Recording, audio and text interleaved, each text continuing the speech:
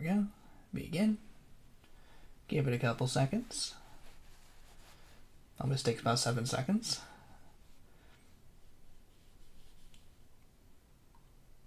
Still waiting. There it is. Isn't it? Still waiting. There it is. Okay, cool. Pause. We don't hear infinite loop again. Sweet, that's up. This took an extra couple seconds.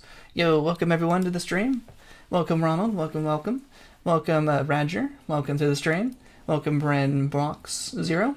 Yep, gaming today. We're destroying the Grox. Yo, so last week we spent a long time doing all of the tedious badges, like all the missionista badges, like the Eradicator and the Gopher, because now we can just dedicate 100% on the Grox. That's the only thing we have to do left for this series. It's the very last badge. We'll get Joker badge very last, but the last real badge. Yo, howdy, welcome, Mr. Random. Yo, yep, genocide time. And it's also a little bit harder than before because in the center, the Grox cities are a little bit better defended. So the progress might be a teeny bit slower than before, but we should be able to get through it pretty fast. And we're ignoring everything else, like all eco-disasters ignored, all attacks ignored, all plundering by pirates, we were ignoring those anyway, but we're ignoring everything. 100% focused, laser focused on the Grox. And I'm also trialing out a new thumbnail today, different than our normal live, because I want to show we're definitely focused on the Grox today. And I'm also going to do something like that kind of thumbnail for the final wrap-up video. So let me know what you think of the thumbnail, because that's basically what's going to be for the wrap-up video. Yeah, trying to ally the Grox, am I safe? Nice, good luck with that. I have a couple of videos showing how to do that, but it's not too bad as long as you know how to break the galactic code and everything. Yo, welcome Vogish Throne. Welcome to Frisbee. Welcome Dr. Socks. Yo, it's so good to see all the familiar faces in here. It's pretty good. So let's begin. There's my timer. Starting at 43 hours, 5 minutes, and 17 seconds. Just doing the Grox today. Favorite thing to watch. I'll engage in my favorite hobby of staring at your plants. Nice. Thanks for stopping by the stream and hanging out while you're doing your other stuff as well.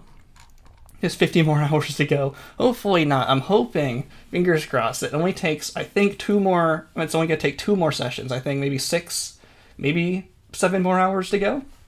Going to spend about 3 hours today. And we also have the Fanatical Frenzy. So I also wanted to know, how do you want me to destroy the very last planet? It's going to be their home planet for the Grox.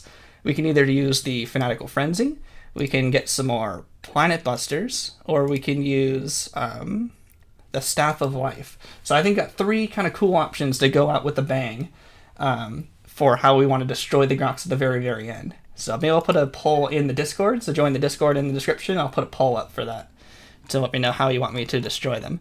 But let's head on over here. I also wanted to show, so we have every badge. Look at how many badges we have. Except, of course, the Joker. Don't have Joker doing that very last after time. We'll do that at the end. And this one mystery badge here is the Destroy the Grox. We have the Ally the Grox and for the mystery badge, and this is the Destroy the Grox. So everything else, fully finished. The cleaner badge, the eradication missions, man, that took forever. That was like a 5.5 hour stream of basically just doing this and the Gopher badges. A lot of badges I underestimated how long they would take and overestimated others. Like the split personality one, we did super fast, like 45 minutes for this one. I was expecting this to take a lot longer, but dang, this cleaner badge, a long time. And of course, the Destroy the Grox is going to take the longest, but now we can continue. But also, what's cool about having the Fanatical Frenzy, because of how powerful the Grox are, we might be able to destroy them faster using the Fanatical Frenzy. And I'll also show like a quick picture here. This is how far we basically have gotten so far. We've cleared out this area and this area. We've done everything around this 1,000 parsec ring. So everything in the middle here, their cities are actually a little bit better defended. So that's why it's going to take a little bit longer. Because everything else could be destroyed in 1 megabomb. Now it's going to take a couple megabombs to do. So we are, no, eco-disaster. This is what I think of your eco-disaster. Don't track this mission. And boom, we finished it. It's gone. It's not even in the corner anymore.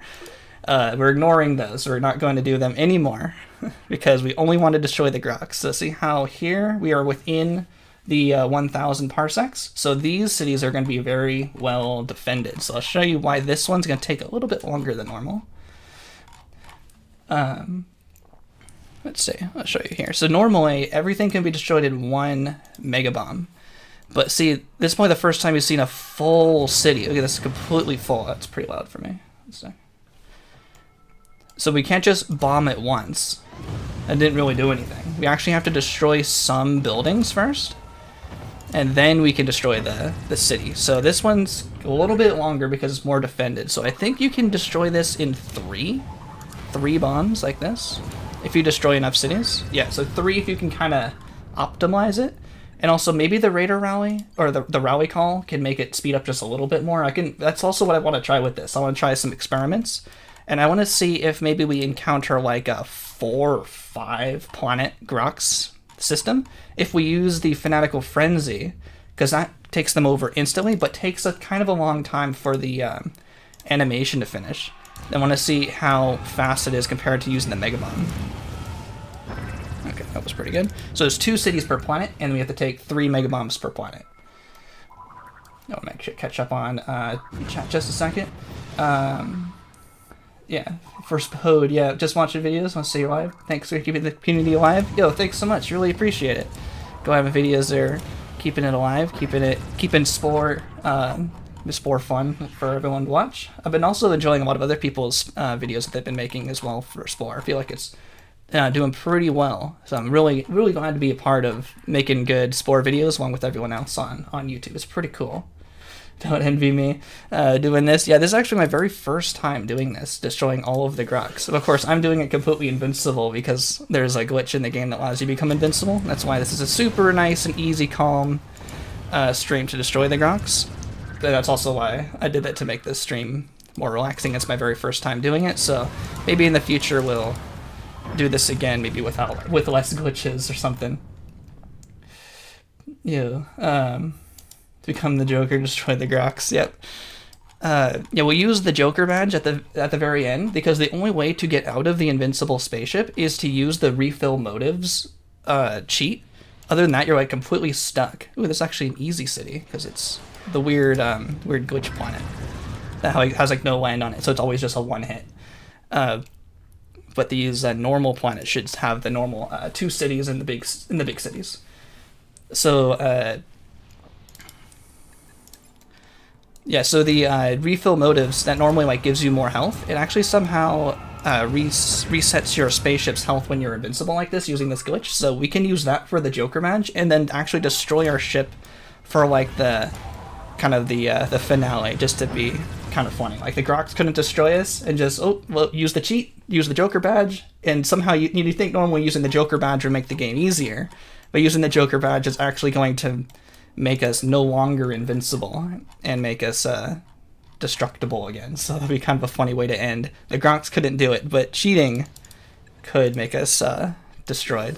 So I think it's kind of funny. Maybe after we either use the Planet Buster or however you guys want the Grox to be destroyed. This actually isn't taking too much longer, only 3 Mega Bombs. I actually am kind of aiming where I'm hitting the Mega Bombs. You have to kind of hit a few buildings at a time. If you only hit 1 building per bomb, I think you have to do 4. I think you have to destroy 3 buildings, then hit the City Hall. So you have to aim it just a little bit. If you only hit 1 city per bomb, it will take 4 because you need to destroy 3 cities and then a final hit on the hometown, on the town hall. This isn't taking nearly as long as I would have thought. I was actually really thinking this was going to take like twice as long. Yo, Joshua Whelan, welcome to the stream.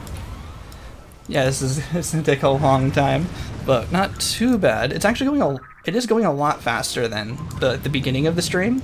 That's also what I'm most interested in kind of calculating, is how long it would have taken without any of the crashes and without also doing the other badges and stuff, how long this maybe would have taken if we were more focused on the Grox, which I think would be kind of an interesting thing to see how long it would have taken.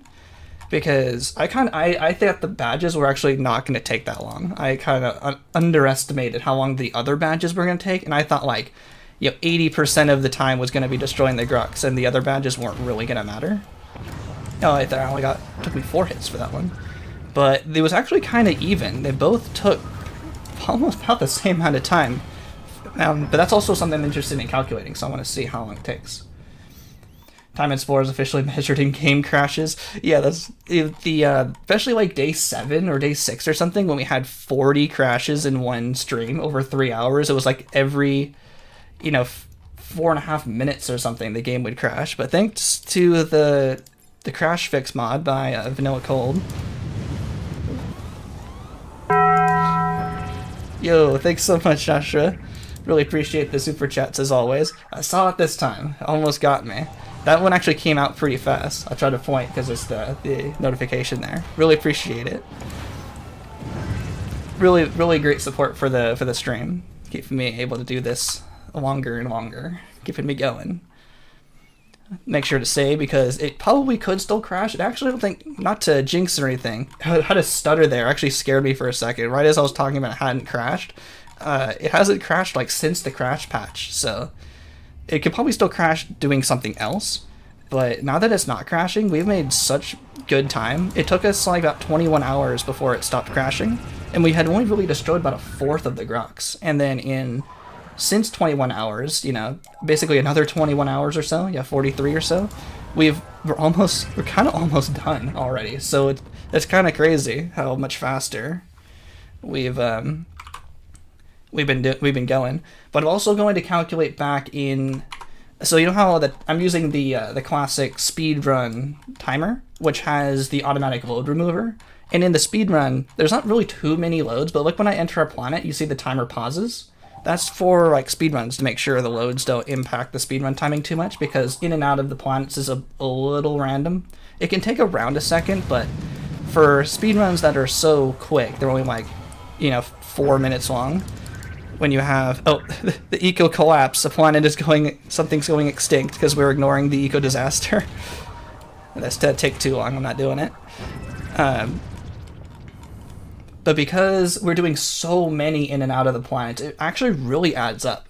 Since there's like 2,400 systems, and each system has like probably on average like 2 planets, I'll say. So it's like, and then they also repopulate. So it's going to be like maybe 2,500 systems times 2 for 2 planets, and then times 2 again for going in and out of a planet. That's like 10,000 seconds. That's actually not being tracked. Mark, just below me. It's over there on my screen. It's below it on the stream. Oh, I missed one. It's about like 10,000 seconds. That's actually not being tracked. Plus everything on how to not done by the Grox. So it's actually like another 3 hours that really should be posted. I feel like the RTA, the real time, is kind of more important for this kind of a challenge than the speedrun timer. Maybe next time I'll put both timers on, because for context, for me, I like seeing what the speedrun timer is, but probably most people, it's actually kind of really undercut the real time it's taken, because most people consider going in and out of loads like on their watch as like time. Yo, welcome Fabrico, new to the community. Yo, welcome. Hopefully you like Spore. Welcome to the community, and welcome to the stream. We like playing Spore around here. And welcome. Thanks for stopping by the stream. We're big Spore enthusiasts, so hopefully you enjoy our gameplay here. Words are hard. Still in the morning. I'm trying to stream early and earlier. It's like the beginning of the stream, brain not working. By the end of the stream, brain's not working. But I made the chat. Ronald suggested this last time, making the chat a lot bigger, so I stopped misreading. That's the thing I definitely need to work on, is the misreads. But when it's just kind of story time, it's a little easier for me. A bold title there. Wait, it's just destroying the Grox, right? Destroying the Grox in Spore? Yeah, I changed it up a little bit because it felt like it was just becoming a little too samey. I don't actually think we're going to destroy the entire Grox today. I think it might take 2 streams. I think maybe by next... I want to see how... I can stream for a pretty long time today. Probably about 4 hours of just pure destruction of the Grox. So I think we'll make a really big dent.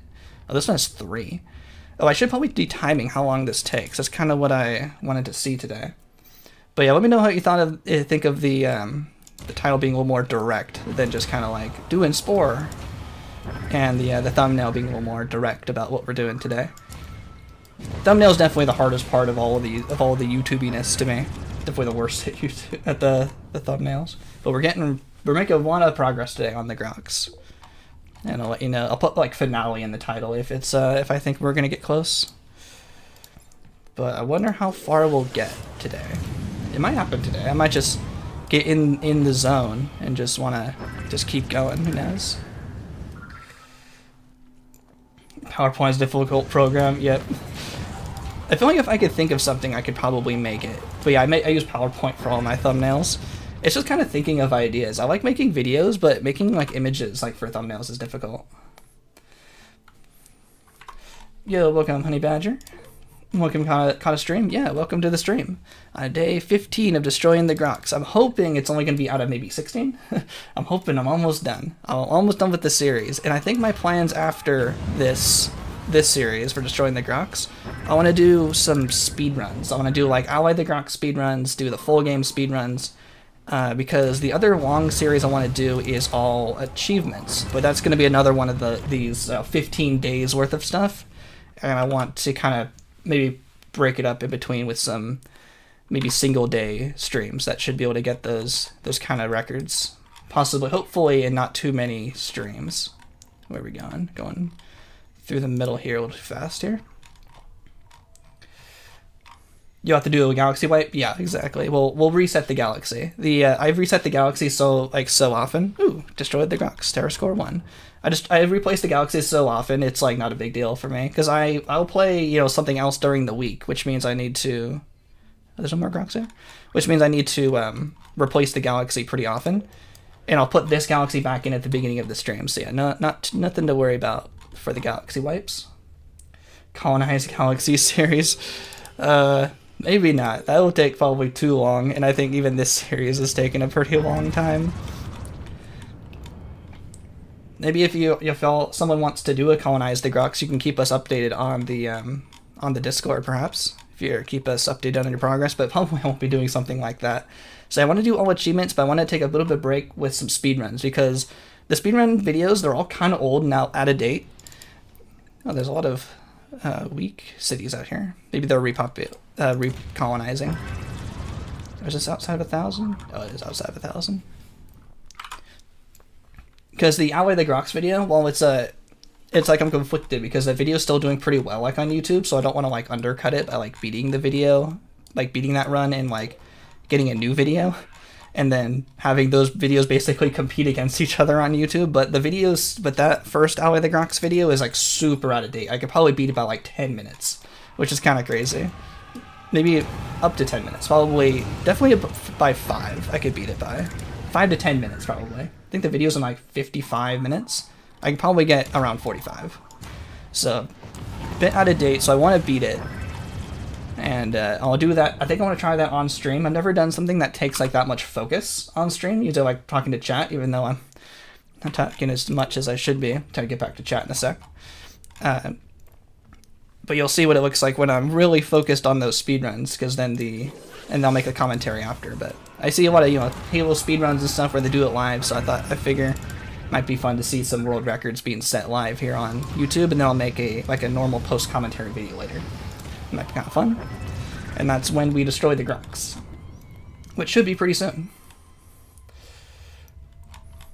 I really make my own thumbnails. It's just a screenshot. Yeah, it's basically like they're collages of screenshots. Like the hardest part is getting the Grox to do, like the shock, like oh, or the arm out. It looks like he's grabbing something, kind of thing. Like that's like the hardest part. Of course, I just use the Grox in the creature creator and put the black background on, and then just do like the poses, and then I just use PowerPoint to remove the background. Did I destroy that in 2 hits? And then just kind of put it on top of some other scene. That's kind of what I do. Maybe we can have a thumbnail stream to show you how I do it. Give me some ideas, because thumbnails definitely the hardest part. If anyone has thumbnail ideas or wants to help me out on thumbnails, definitely feel free. That's probably my weakest point. I definitely would admit to. And sometimes the thumbnails are just getting more and more ridiculous. Like the Grox I built yesterday with these like doing a giant fireball. I was trying to make him look like an epic from Civilization stage. In Civilization stage, they blast the city. That's all I was trying to go for. It was just trying to be like a Grox on an epic Grox in Civilization stage, destroying a city. Civilization stage thumbnails are like really hard to think of for me. I don't know why they're not super. Can't think of a lot of stuff sometimes. But sometimes I have like a lot of fun with them. I had fun making that one. You have a suggestion? Yo, feel free to let me know. Feel free, Lucky, and feel free to also let me know in the Discord. I'll probably be. Oh, did I not actually destroy that? I thought I blew up. I wasn't paying attention. Almost there. I'll just go back to it. It's fine. I'll probably be more able to talk to you directly in the Discord as well. So let me know your suggestions here, and I'll be able to talk it through here as well. Oh, text limit. Oh, no worries. The day PowerPoint gets an update, he becomes a god. Yep. And I think I used the 2016 version of PowerPoint. I think I got it basically for free. Actually, I bought the whole program, but I bought it like through my college, so it was really cheap. So I still have that version. Use Photo PO or another editor. Use background mods that include screenshots of black screens. Use editor to move the background and place something behind it. Oh yeah, I think that's a good idea. PowerPoint kind of has something like that where, you know, like in the creature creator, you can make it a whole like black background. It's kind of like a green screen effect because PowerPoint can then remove the background and just detect anything that's just like black background. And then because the Grox have a little bit of dark patches on them, so I can just say keep that part. So the actual removing out isn't too bad for that moment. From my earlier thumbnails, I had help with paint.net from some in my family who's better at paint.net than me, but then I just started using PowerPoint because it was pretty easy. Yeah, import the Grox in a test drive. Yeah, you can use mods to make it easier. Oh, that's interesting. Oh, I think that might be more poses. I know Creepy and Cute has a lot of poses too that I started using as well. Like the one of the poses in Creepy and Cute at the very end, it looks like the Grox is T-posing for like just a second, but that's enough just to like get the screenshot. If you kind of look at one of the videos, I think it's the creature stage glitches video where the Grox is kind of doing a T-pose, but have him on his side so it doesn't. It was trying to be like he was T-posing over the sea monster. Maybe I can get a more direct face-on T-pose for a video. It might be kind of funny. Maybe an April Fool's video, because T-pose is kind of funny. What exposed? What did I do? What did I say? Oh, because it's black. Remove it. It's basically it's a green screen effect. And also one of my for the civilization stage, when I'm trying to get like a vehicle, I'll actually put like one of the large blocks and make that green, and because you don't have like a black background in the civilization stage building and vehicle editor, so I'll basically create my own green screen out of like a large object, put it behind it, and then put what I want in front, because it's kind of hard to detect all the kind of random objects outside in the normal vehicle editors and stuff. But the green screen effect actually works pretty well by putting something just solid behind it, making it very bright green. I think I might have a picture of that somewhere. Might be easier on call, or easy to share screen. Yeah, probably. I'll probably be able to do that more of course, on Discord. Can't do it on stream while I'm pummeling the Grox too much for thumbnail stuff. But it's cool to see that there's help out there. Need help for my thumbnails. But yeah, let me know what you think of this kind of thumbnail. I'll probably get a better picture of the Grox destruction badge. I just got that picture from the wiki, and that picture wasn't very high quality. But when I get destruction myself, I'll have a better, more zoomed in picture from the actual game. I'll be able to replace it with and make it look a little better, because it's a little blurry right now. Just kind of actually waiting for to finish this series to actually finish the thumbnail, which is kind of funny, because I don't think I have like an actual picture of that defined. Pummeling the Grox. They're aliens. Can't pummel the aliens. Let's see, do I have a picture? I'm gonna take a pause just for a second. I want to see if I have that picture still. It was kind of funny. I may have gotten rid of it. Don't think I have that anymore. But yeah, imagine just like a big green screen. Is it here in streaming? Nah, it's not. I don't have it anymore. But yeah, that's basically how I do some of those. So let's see. Oh, we're actually getting pretty close. Let's go over here. There we go. thanks to the Grox having the big giant red bubble around them, so I can find them a lot easier. I'm still waiting for. I should time these. I should be paying attention and time how long this takes. It's also important for the video. I need to, because I like a lot of stats and numbers and stuff like that, where I'm trying to just destroy the Grox and see how long it takes. So the next city or next system, I'm gonna try to time it and see how long that takes. But we're getting pretty close to destroying the Grox. And I want to do some experiments now that we're here. I'll kind of talk about, comparing just pummeling them with the Mega Bomb versus the Fanatical Frenzy. So I want to try to compare that on stream here. Of the idea using PowerPoint creative, thanks. Yeah, because I already hadn't. I didn't want to pay for something. Didn't want to pay for something. Also because like Photoshop is a big learning curve. PowerPoint really holds my hand. If I want it like, the white outline around the Grox like I usually do, I can just say add outline. How big of an outline? That big of an outline. Okay, let's look at the next system. Let's see how long this takes. Ooh, 3. Okay, so right at 28 minutes. Perfectly at 28 minutes. Let's see how long it takes to destroy 3 planets worth. Try to be quick on these, or about the same. Actually, we should be average on how fast we destroy this for the most representative time. So at 28 minutes, how long does it take to destroy 3 highly populated Grox planets here? Nope, missed it. Well, that's going to skew the time a little bit, but it's fine. About 30 seconds for one planet. I got to find the next one. 30 seconds per planet. Let's see how long the next one is. This is important experimenting time to me. Never done this before, so this is new to me. We're learning together. I'm sure this will end up in the video, the final wrap-up video. It takes about 3. Usually takes 3 optimal shots to destroy a city. I think even with the rally call, I think it doesn't take 2. I think it just makes 2 really close to getting done. Alright, about another 30 seconds for that one, including moving to the next planet, which I can't find. There we go. Oh, this one's actually not going to be a good representative planet. This one is just a one city. This type of planet with the weird ocean isn't very fast. So let's say it's like 30 seconds per planet. I think that would actually be a pretty good, even, like, that makes sense. Like 30 seconds per planet. I'll try a couple more. If we find one with like 4 or 5, I want to use the Fanatical Frenzy and see how long that one takes. No, I should have put an entry timer on this. But it seems to be about 30 seconds. That might be a good representative time. Oh, I need to destroy 2 sets of buildings first, then target the City Hall. Oh, I got 3 on that one. I wonder if that actually could destroy it in 2. There we go. Yeah, 30 seconds per planet isn't too bad. Yeah, that's not too bad. Photoshop is free. Yeah, yar har har, T-D-L-E-D, we privateer. Everything's free. I'm too scared to download sketchy stuff on my computer.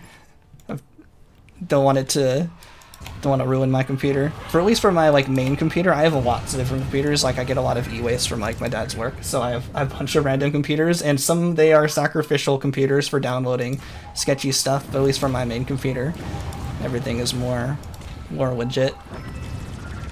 So let's see. Let's try one more system. The Pirate Bay is well moderated.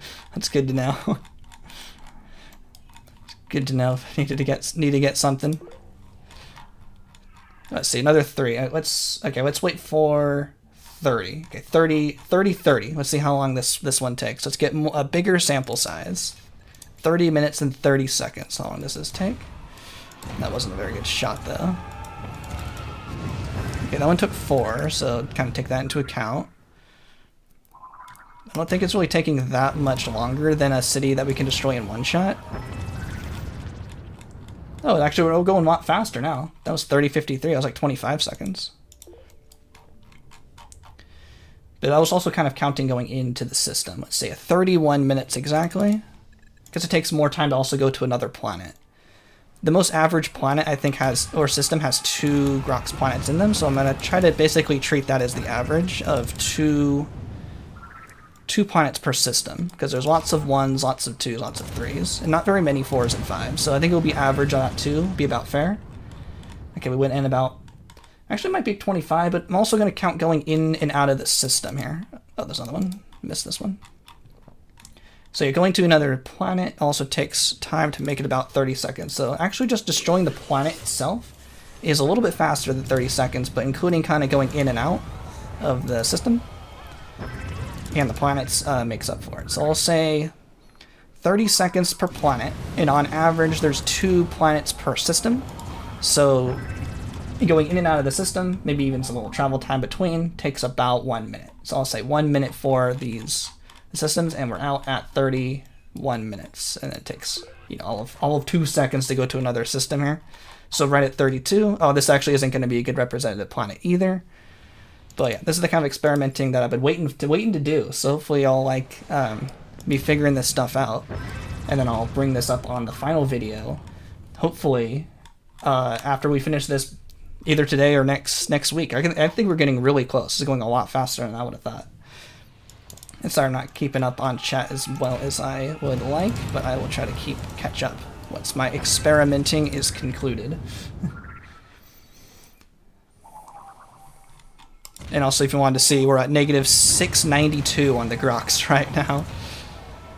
And also, another thing worth experimenting is using the rally call, because it actually recharges pretty fast, like the time it takes to go back. But I think it only... I'm not sure if it works in and out of the planet, though. Maybe I'll wait a second to experiment with that when we catch up on chat with you. So I like reading chat's important. LMMS is a good program. Is that for image editor? I'm not sure if you know what LMMS is.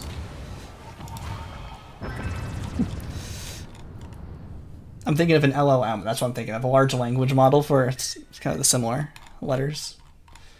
If there is an achievement if you extinct them, there's actually a badge if we extinct them. It's this badge here, this mystery one, and it's the last badge we need to get. That's what we're going for, because I'm technically calling this an all badges series, and destroying the Grox is just one of the badges. So that's kind of how I'm thinking of the this series today.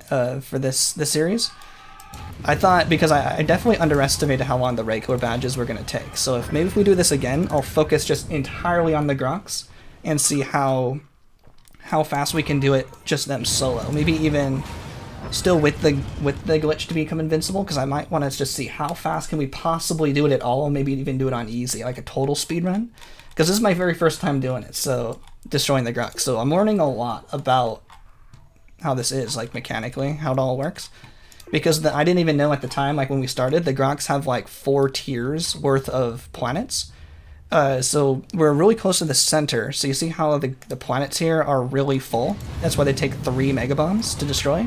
Everything out of the 1,000 parsec range, that one took 4 because I missed some of the buildings.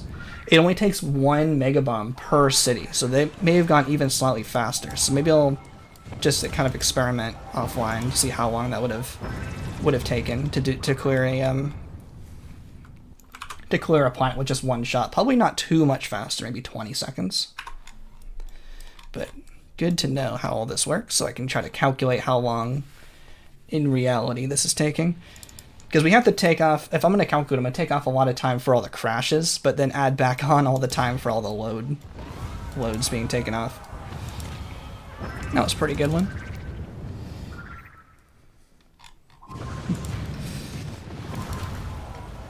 Using side for frame for frame.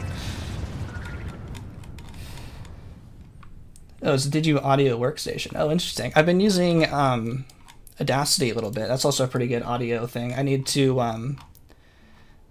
Back when I first started, I started actually recording the streams. I actually also didn't think it was going to take so long, so I was actually getting local recordings of all of the streams, so I could put them into the video editor later and get get a really high quality, make a really high quality video. But I'm probably just going to record the stream itself for a lot of this, for the actual wrap-up video, because they started, after 43 hours, I needed to keep all of the footage for the entire run to do it. So through OBS, it was actually pretty cool. I learned a lot about how OBS works as well, where you can make the game audio on a different track than my commentary, because I didn't want my commentary in a video where I'm also going to put a post commentary. It's going to be a bit overlapping.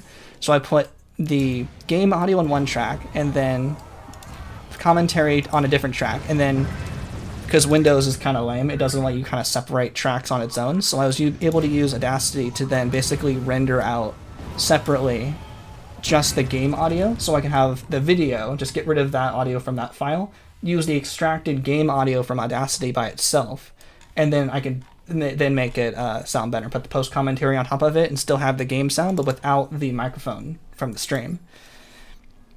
But that might not be possible with the streams here once I record it from the stream, unless I just make myself really quiet or something. But I probably will record once we get really close to the end to have a really high quality final destruction of the Grox. But I have not like vocal recording right now. But this is a lot that probably will be cut out from the video because the video is gonna be like 10 minutes. Should piece together a fully uncut run and post it. At least it's always on YouTube for in pieces. I'm not gonna get rid of the all the live footage. So if people wanted to just kind of watch them in a row, I think that'd be easier. Don't need to re-upload it all continuously. That's fine. I think I've seen, what was it, Spiffing Brits video about the sleep streams where they did have like a supercut of 3 different videos. I mean, if I wanted to be optimal like that and have a 50-hour video for people to sleep through, I guess I could do that, but I think it'll work just fine with the individual pieces. It'd be kind of funny. Yeah, split track is super useful. Yeah, I learned a lot about OBS like for this like video specifically. Also, OBS has a cool plugin that someone made separately. I think it was called Source Record, because I also want to record the gameplay without the the video camera. But usually OBS, you just click record and it records whatever your scene is. But a source record will let you record a second scene or just a second whatever you want. Because the NVIDIA cards that record, because NVIDIA's video cards do all of the actual recording themselves with their encoding processor, you can record up to 3 things at a time.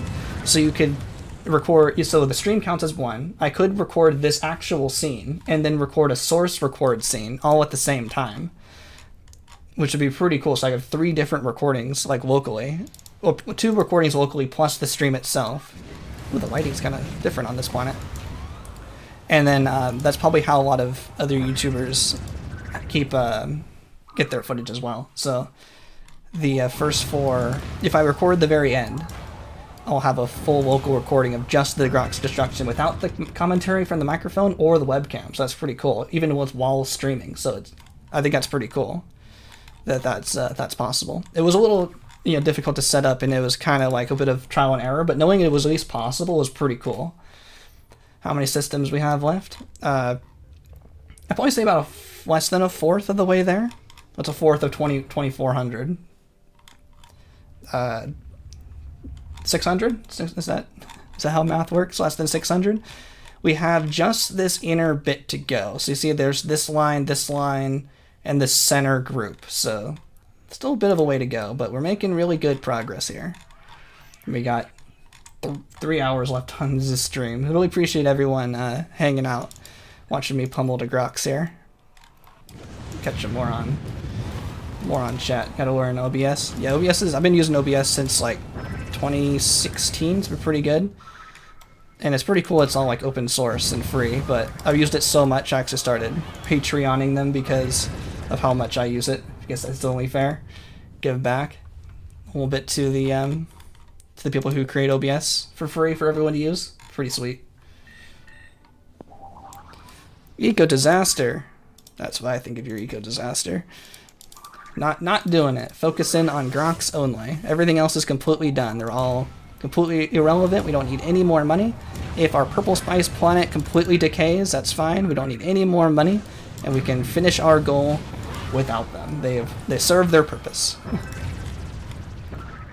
So yeah, probably 600 more to go, and each one is taking about 30 seconds. So, well, that's for planet. So 600 systems. I'd say an average of 2, so 1,200 planets. If each planet, I guess we actually kind of already calculated that. It's a minute per system, I'd say, on average. So how many is that 10 hours? If it's 600 systems, it's gonna take about 10 hours to do. I was kind of hoping it would be done in about 6 hours, but I guess the math don't lie unless we're actually further along than I think. then I guess we're looking at about 10 hours in, 10 hours to go. But I really appreciate everyone hanging out, making really good progress today. Maybe I was hoping to be just one more stream, but possibly 2 more to go. Yeah. But it looks like we got a lot more interest, at least today, in watching. Really appreciate everyone hanging out, watching me destroy the Grox. Hopefully the thumbnail was interesting enough to keep everyone coming, hanging out for a little bit. Really appreciate everyone keeping the chat lively as well, talking to each other. Really appreciate it. We got really good chat speed where people can talk to each other. Bro's not killing babies anymore. He's off killing entire ecosystems. Yep, that's what we're doing. Killing everyone. Killing our own people while killing the Grox at the same time. We're just multitasking. We're just proficient killers of Grox, or killers of Grox. I keep saying Grox. We're just efficient killers of Spore systems, destroying Grox and our own at the same time. And if you've seen my newest video about, I've actually made a commentary about it, but on Speedrun.com there's a link to it with my destroying the Earth. Of course, it's another destroying video. Destroying the Earth. I have a video on YouTube, but it's also out of date. I need to make a new commentary for it. The entire strategy is to just destroy our own buildings in cities over and over, because to destroy Earth, you need the Planet Buster, which is unlocked pretty quickly with Colonist 5, better than Conqueror 5. What was that? Big storm right there. So to get Colonist 5, you'd have to place your own buildings. But in my first speedrun, I would place the buildings, go to another planet, colonize it, and then terraform it up. But that would take forever. So what I found was possible is that it actually counts, or does, because it removes it if you take it out. So you can't just put in a colony and then take it out. It actually removes your colony count. So I found if you destroy your own colonies, then it actually keeps the count. So you can place your colony, put in the buildings, destroy the entire city, and then place a new one down, and so you never have to leave the planet. You just keep placing buildings on the same planet over and over and over until you get Colonist 5, and then you can destroy the Earth with Planet Buster really fast. So that's definitely a lot faster than the current commentary video. I think it completes it in 27 minutes or something, and I was able to complete it in now 17 minutes because I saved 10 minutes from destroying my own buildings. So that's another video that's probably coming out pretty soon, because that's out of date, and I want people to at least know the most efficient way of destroying the Earth. And it's kind of similar with the just outlining the Grox video. It's kind of out of date, and I have some better strategies. So not to retread too much old ground, but it's important to me that we have the most efficient and most optimal speedruns well established on YouTube. Yep, I really like the routing. Definitely been nerd routing for that. I actually like the routing and the strategying of some of these speedruns, like actually more than the speedrun itself. But I'll do the speedrun because there's not too many other runners, so it might not be like to the second as efficiently executed as possible, but the strategies are definitely good. And that's my favorite part of these speedruns is routing and strategy. And that's why I like kind of explaining that in the video. So since the strategies themselves aren't really explained in the video because they're out of date, it makes me go, I want to re-explain. I want to show how it's possible.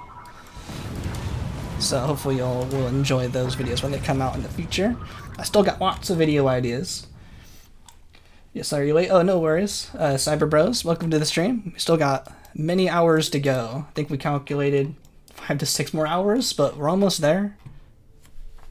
Or was it 10 hours? I'm hoping 6 hours, but it might be more. So maybe I'll try to do like 4 hours or so today. We spent a long time last stream tediously finishing all of the other badges, so maybe we'll just spend a while doing Grox as well. Yo, Victor, thanks for the smiley faces. Much appreciated. But that's kind of my plans going forward. I got a video that should be out for early access next week. Really proud of this next particular video. I won't give away too much about it yet, but I spent basically all week editing it, so maybe I'll take a break. I have another video I want to do really quickly, but then I might take a break to still finish those portal maps. I know Eastos, if they're in the chat or watching later, have those portal maps. Haven't forgot. I need to do those portal maps. And we'll do. And I was doing a lot of Halo speedruns, so there's lots I want to do, but yeah, just been busy, and I'm doing as much as I can. I really appreciate everyone who hangs out and watches. Encourages me to make more videos. Really appreciate it. Yeah, Port City. Yeah, they're getting pummeled. Can you play Spore as a dinosaur? Maybe we could do like a casual run one of these days, but for speedruns and stuff, it's easier just to throw all the parts on and just go. I like when their planets are like this, because they're super fast, because they only have one city. That's kind of a weird glitched planet here when they have the big ocean, but it makes it super easy and convenient to just destroy it in one hit, just kind of like all the other cities that we've been dealing with up until this point in this series. How many times have you went to the center of the galaxy? Like total ever? I'd probably be easier just to count in a speed run setting. Probably casually. I think I have like basically 4 pretty successful, definitely at least 3. I think 3 successful casual playthroughs. So 3 for that. Within speedruns, making it to the center of the galaxy, and also just in experiments and just trying everything, gotta be over 100 probably at this point. 100 to 200. I don't know. That kind of feels low. Hundreds of times. I'll say hundreds that I've made. I'd probably say 100 to 200. I don't know. It's kind of hard to tell. I haven't really kept. It's actually something I haven't really kept track of now that I think about it. I'll say 100 to be safe. 100 times, because there's, and that's actually kind of relevant to the next video that I have coming out. Is something about speedrunning in Space Stage. So I think y'all will really enjoy that, because I have the videos on just the newest way of reaching the center of the galaxy, but what about all the old ways that we reach the center of the galaxy? I think it's pretty good. It's probably my best editing I've ever done. So I'm pretty excited for that. Be out for early access next week just to kind of finish up some stuff, and then it'll be out after that. And then I got a really actually pretty interesting video idea after that. I've talked about that before, that's coming out after this next one, I still have to work on a little bit, is the efforts to preserve the Sporepedia, because, it's all online, and because, if the servers go off, it's all gone, right? Like, what happens when EA says, we're pulling the servers, we don't want to handle this anymore. All in that Sporepedia, I guess it's just gone. So there's been some efforts by the community to archive and download everything off the Sporepedia. So it's basically like kind of an interview style video. Well, I kind of did some little bit of interviewing, and then I'm about to make my normal kind of commentary video, but I find that kind of stuff super interesting, because it's also like programming related, and any kind of programming is wizardry to me. So I find that pretty cool. So hopefully you'll enjoy learning about how the Sporepedia works, how the creations work, how many there are, because that 191 million isn't actually accurate. So, and how much storage it takes. Yo, we stop with the E's. Calm down with the E's. Rush E. Don't want to see push in the chat up too much. You're going too slow. So I have to scroll up to read messages that I've missed. Don't want to miss the messages. Chat elevators pushing them up. Play Rush E. All right. There's no mods in here. I gotta do it myself. Need more E's, kittens, and timeouts. Calm down with the E's, please. Surprised there's no mods I've seen yet. There are a few, but they kind of come in and out. Okay. 1 second, I pause here. I don't know. 5 minutes. There you go. Sorry, I gotta do chat moderating. That's actually pretty rare. That's actually the first time I think I've ever had to time out anyone. I really appreciate everyone hanging out really nicely with chat. Yeah, but sometimes moderating has to happen.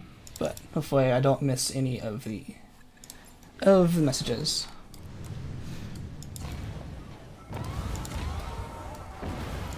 Alright, back to the Grox. Make sure I didn't miss any messages here. How do I do a face reveal? You actually have to put on your own stream and webcam, I guess, to do a face reveal. But those are my kind of ideas for the videos coming up. Something to do with space speedrunning, preserving the Sporepedia, And then we got this video, which might come after that because we should be done with it by then. So lots of fun stuff coming up. So really excited for what we have in store. On my own channel? Yeah.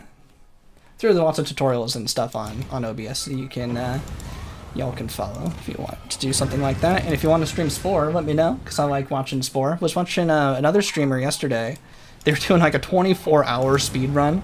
They're trying to go like as slow as possible and beat Spore like exactly 24 hours, which I think was kind of funny.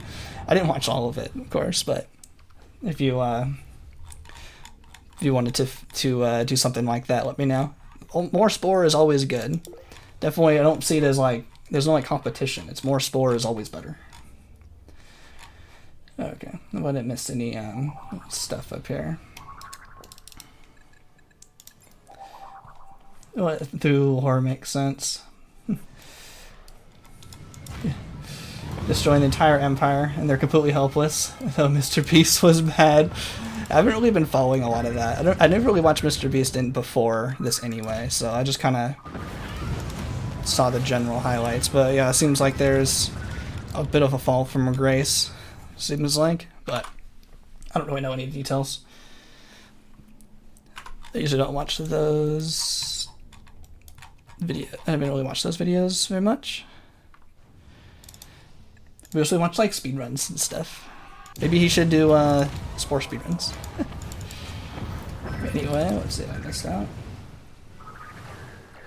Most of the Grox care about their own people. Yeah, there's no eco disasters on Grox planets because there's no other species. They don't have to worry about eco disasters like me. How many eco disasters we have accumulated? Just one. Looks like the other one probably completely finished and completely fell apart. We only have one. I think we've ignored 2 so far. Ignored 2 total eco disasters, which is pretty funny. I'm not gonna do it at all. Okay, that caught up to Spore as a dinosaur. Oh yeah, that's what I was talking about. We maybe can do a casual run versus the speed run. Okay, now I think I caught up. Really appreciate all the messages and stuff. I like reading all the chat and all the questions. I try to answer as many questions as I can in the comments as well. From all the videos. Let's see, how far have we gotten so far? Oh, we actually done like a whole arm's worth of this. Pretty good. It's like pops or something in the game. It happens sometimes that the weird audio is kind of pops in and out. The typhoon in Canada. Oh, I think I saw, was it Debbie the storm that was causing mega havoc on the East Coast. I'm on the west coast of the United States, so I wasn't affected, but I was watching the news because it's just really, yeah, it's big and scary. Hopefully all everyone affected has been taking precautions and is hopefully safe. And if Canada's also having trouble, hopefully it's going well for you. I know the West Coast is disasters usually thought about as earthquakes, but those are actually a lot more subtle or more rare than I think the common perception is. There's like one really bad earthquake like every couple of decades, but there's really minor ones all the time. But you just kind of go, ooh, earthquake, rumble, rumble, rumble, rumble. Then it's over. But those hurricanes, no joke. Definitely be safe with those and the tropical storms and the typhoons. I learned the difference between a typhoon once. I thought the typhoon had to be like on the other hemisphere or the other above or below the equator. I thought it was like the direction it goes. Like hurricanes go this way and typhoons go this way or something. Not 100% sure on how that, but I think I heard there was an actual difference, not just naming conventions.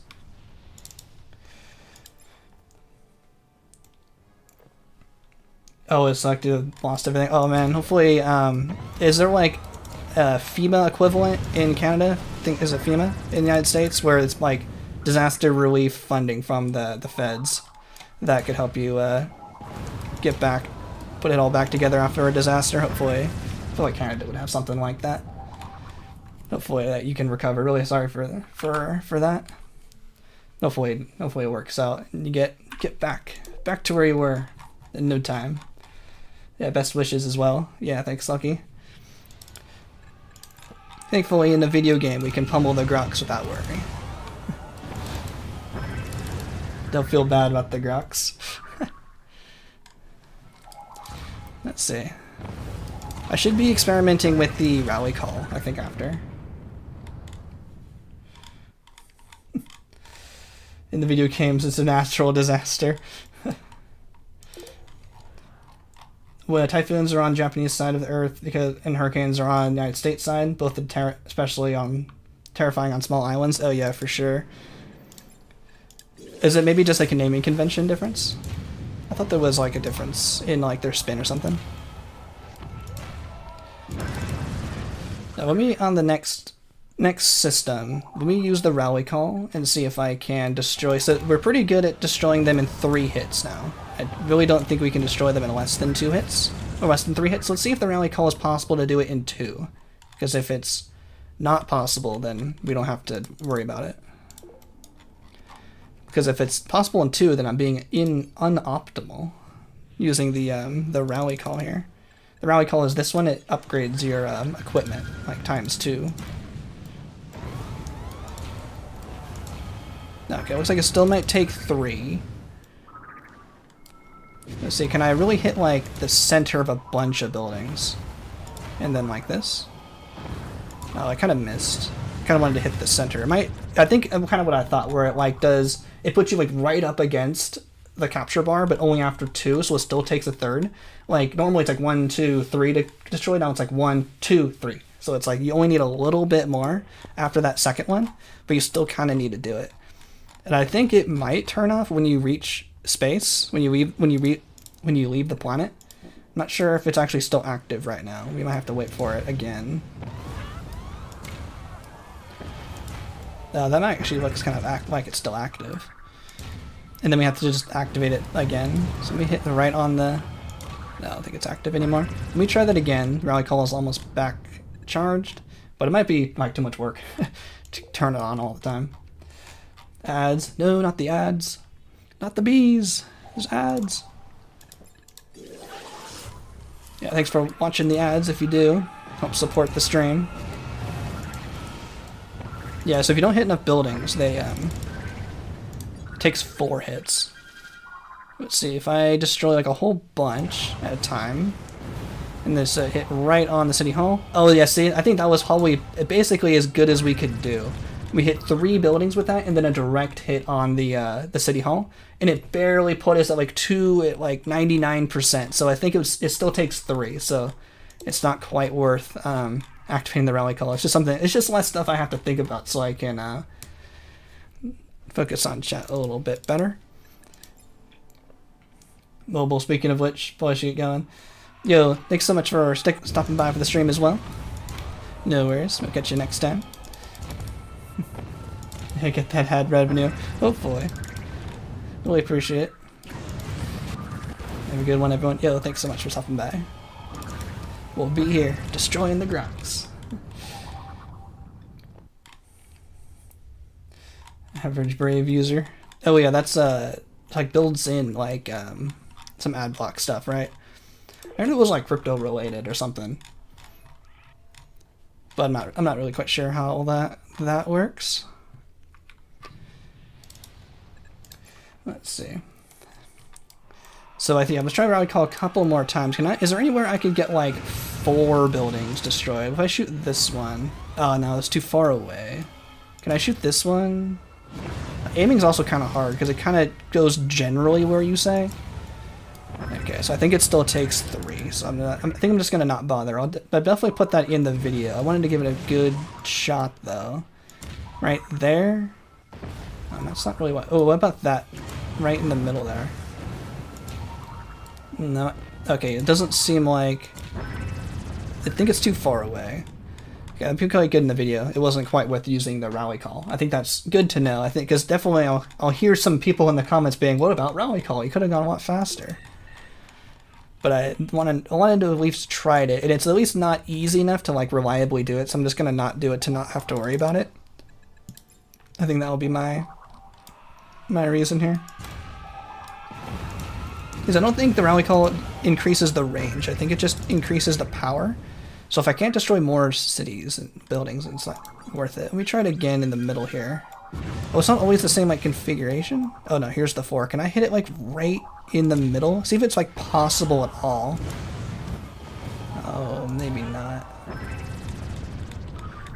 What if I can hit like land it like right on the edge of the town hall while destroying other buildings? It might be possible, but it's not super accurate, so it might be possible to get a 2 hit with rally call. I'm gonna keep trying. It's the kind of experimenting that's I find fun. At the Grox's expense, of course. There's a triple shot right there. We might have the rally call anymore because we left the system. I'll wait for the next system and I'll try rally call again. I think it might turn off. Like if I can hit like there, and that maybe that could have done it. If I destroyed all those buildings like that, that might be possible. Ooh, I'm interested now. Now I want to see. Is it possible to get a 2 hit with the rally call? Even if it's possible, it's not going to be something I'm going to try for all the time. Let's see. More rally call. That's the kind of fun experimenting I like to do. Let's see. Let's put it right here. Oh, that was a really bad hit. Yeah, aiming is kind of hard. Let's try it again. Go right up to him. Let's try to hit all 3 of those. Okay, that was a really good hit for 1. Let's put it right here on this one. Oh, I don't think we were close enough to the town hall for that to count. So yeah, it might be possible, but it's not something I think that we're going to try to go for. I think that's what I'm going to go for. I still want to know if it's possible, because that's something I want to say definitive. Not possible or is possible. Or at least just really difficult. Because if it's difficult, then it's technically possible, right? Get that money from the extra Spore videos. Make people to make. Yeah, I've been seeing some fun videos by other YouTubers. Pretty cool to see. Want to make sure I still hit 3 at a minimum. But I'll go to the next planet with the next... Oh, like that would have been like really good. That wasn't even with rally call. That was not 2 hits. I'm not paid enough for this.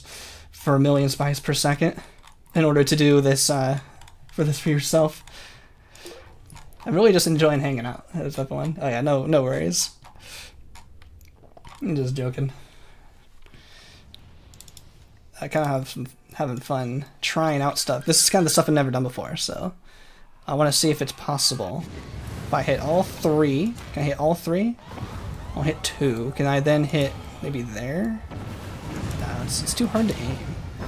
Let's try again. I want to get the perfect shot. I want to see, is this possible to get 2? Get it in 2 here. Oh, I got it in... If I hit a 3rd building, that was really close. I got 2 buildings and then a second 2 buildings, like a really good hit on the city hall, but it wasn't quite the best one. It wasn't quite the most optimal hit I could have done. He said you could quit anytime I wanted. That was for looking for storybook planets when we were gambling for the storybook planets. But we just have a good goal here. There's no gambling. Oh, I see what you mean. But we're gambling for getting the perfect shot. I see what you mean. I'm actually gonna wait for the next system. I'll get 2 attempts per rally call if I go to the next one. And we're not losing too much time. I'm still doing it in 3, so it's not like we're losing time experimenting. Losing a little bit of time just trying to aim it, but once we get it once, we'll be fine. But that would definitely be too much work to keep trying. Yeah, because the storybook planets, for those don't know, they're randomly generated planets that we had to find for one of the badges, and they're really rare. So I was like, come on, storybook planets, like constantly. Come on, right there. Oh, that was a good shot. And right there. Oh, a 2er. We did it. It is possible. Yes, it is possible, but that is a bit difficult to do. Okay, at 4404. I'll see if I can put that in the video. These are the kind of notes I need to do. Oh, another 2er right in a row. Okay, maybe it is possible, but it does take a little bit of aiming, so it might not be totally worth doing constantly and turning on the rally call, because I have to click more buttons. It's just more work. But you saw how hard it kind of was. Nice, so pretty cool. But if I just do 3, I can basically just hit wherever I want. It might just be faster because I can just spam it without aiming. but possible, but pretty difficult and not worth doing for the next 10 hours. It's just easier just to kind of aim it anywhere. Oh, I think I missed that one. As I say, as I aim anywhere and miss. But that's good to know. Maybe if someone wants to be super optimal, but I'll definitely say it's easier to not have to pay that much attention. And just hit wherever I want. Just kind of hit a group there, hit a group there, and then boom, right there, really fast, and moving on. Yo, thanks for hanging out, Cyber Bros. Ooh, I got 4 on that one. Oh, maybe we're better than I thought, but now I'm getting more used to it, getting more in synchronized with where the buildings are. Definitely want to get some more saves. Yeah, no worries, Cyber Bros. I was also wondering, anyone in the Discord, when I posted the video yesterday, it's kind of a Discord question. When I posted like the new upload video yesterday, I put like the link in, it didn't come up with like the thumbnail preview, like it just had the link by itself. I'm not sure if, oh, that was weird, like turned really fast. Yeah, the like the thumbnail preview didn't come up. It was just the link with the video, but normally when I post a link, it like comes up with the big preview. I like seeing the big preview when it comes up, but on my phone and on desktop, it was just the link. I'm not sure, because every other time I do it, it has the preview. So I'm not sure if I did something different with that video that like Discord can't find the thumbnail or something for some reason. But that was just kind of strange. I'm like, usually when I post it, it comes up with like the embedded version. So I was just kind of wondering if anyone knew Discord a lot better than I did. That knows maybe there was some weird setting possibly with the video that like didn't like it being embedded, because I don't do anything different for those videos. It should be exactly the same. Embedded fail. Yeah, I'm not sure why. I think that video should still be embeddable. So, not sure why. Maybe it was just, maybe if I reposted the video or just edit it and post it back in, it would come up a second time. It's just kind of like, that's different. Why is it different? I feel like I did the exact same thing and got different results. You know?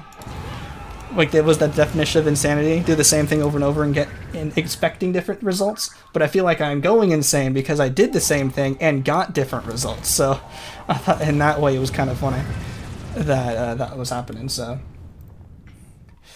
if anyone knows why that occurred, or maybe it looks differently on your Discord for that video I posted yesterday in the upload channel, if it came up properly. He says, we'll made a good game, and the space hate will not be tolerated.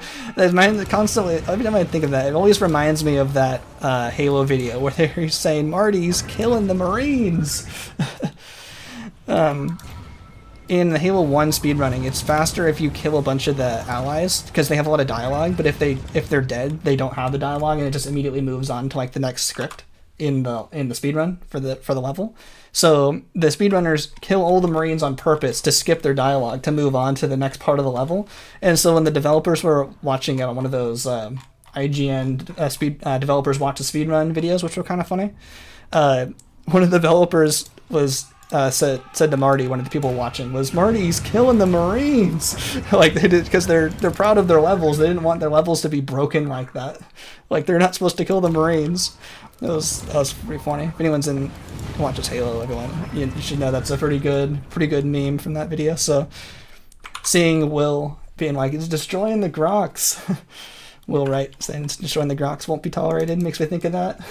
EA says, Will, he's destroying the Grox while invincible. That's not how this is supposed to be done. Like, no, this is not how you're supposed to play the game. Oh, was that 2? Was that a 2-er? With just 2 hits without Radar Rally? Did I see that right? Was I counting? I wasn't really paying attention. At 48:08:39. Did someone see that? Can someone confirm? Was that a 2 shot without Radar Rally there? I think I destroyed that in 2 hits, but seems kind of rare. How long is one recharge worth of time? If it's only like 1 second, then it's not really going to be worth doing. Let's see, 1 Mississippi, 2 Mississippi. It's like basically 1 second. So you're saving 1 second by aiming really carefully and having to do a lot more work. So for what we're doing, our purposes, I'm not going for that optimal. Looking uploads. Wait, one sec. Let me get a save going. New uploads. Oh, you said embed fail? Okay. I'll see if that's something I need to fix or something. Maybe I'll just repost it or something, or just edit and see if it fixes it. Did the Grox shocked face? That Grox shocked face is kind of funny. All the way down. It's like I'm thinking of like a scene from like Chowder, I think, where a bunch of them were super shocked, so their entire jaw hits the floor. That's kind of what makes me think of with that Grox emote. I need more emote slots. I need more of the members to get more emote slots. Maybe we can do the Grox shocked face next if I go back up to getting more. Thankfully, we don't lose the emote slots, because a lot of them were on gifted, so I wasn't expecting them to stick around. But since we had so many gifted subs, we got so many emote slots. I still don't 100% know for sure. I don't know if anyone's confirmed. Can you use emotes like Twitch? You know how Twitch, if you subscribe to a channel, you can use those channel emotes on any channel on Twitch? I'm not sure if YouTube works that way, so... And information like that feels hard to find, like, to confirm. Ooh, that was definitely a 2-shot. Oh, so it is possible. I killed it in 2 shots. It was kind of like, I shot there and I shot... I feel like the aiming was a bit wrong. I feel like that 3rd shot hit the town hall a little bit better. That could have been 2. So I think it's... So it seems like the rally call isn't any better. It seems like it's just kind of where you aim it. So that's definitely confirmed. You can hit it in 2, even with and without Raid or Rally. Not Raid or Rally, Rally Call. I get that confused. It's Rally Call, not Raid or Rally. Raid or Rally is the pirate summon thing. But it seems to be a little bit more luck. It's not worth aiming for if I can just throw them anywhere. But I'll probably I can try aiming in the spots that usually works. It's like save 1 second per city. I mean, that's not that much. It's not going to be worth constantly trying for. There we go. Actually, I do see how it's possible now. I won't go for it, but it's not too much of a worry if I miss it. So there's no way rally call is getting in 1, I think is what now I need to see. So if it's basically the same, you just need to hit the right spot with or without rally call, then... Oh, that's not the right spot. Then I don't really need the rally call at all. But what seems like the spot to hit is this triple building here. Hit all 3 of those. And then hit right here and hit those 2 buildings with the town hall. Yeah, see, it's really close. It seems like it's the same with or without rally call. I'm not having the rally call on, and it put it right there at 2. So if it was actually aiming right where I was trying to point it, if the bomb went down right where I was aiming, I think I would get the 2 a lot more, but it seems a bit inaccurate, so I'll just go for those spots now that I'm starting to really recognize it. I mean, it took me a little bit to start recognizing the city layout here, but now that I know it's possible to hit them in 2, I might as well go for it. But I'm not going to spend too much time, because it's only 1 more second to hit, to get the next bomb out, so not too worried.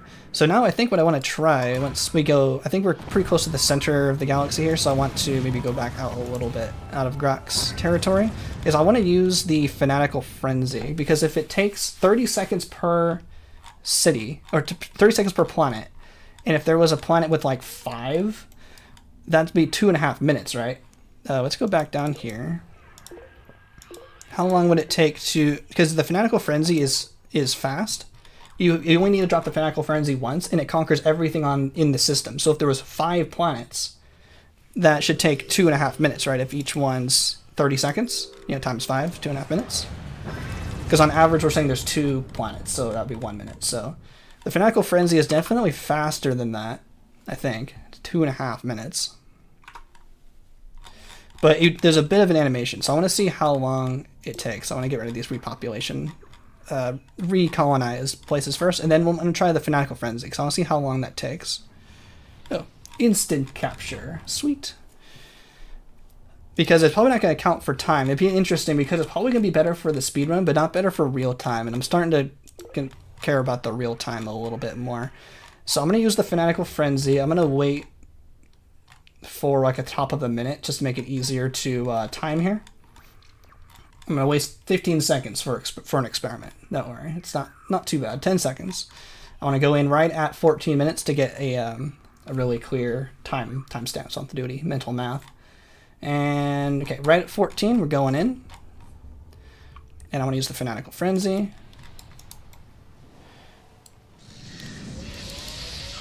So you have to watch this animation for a second here. Like if I try to leave, it won't let me. I'm stuck in here.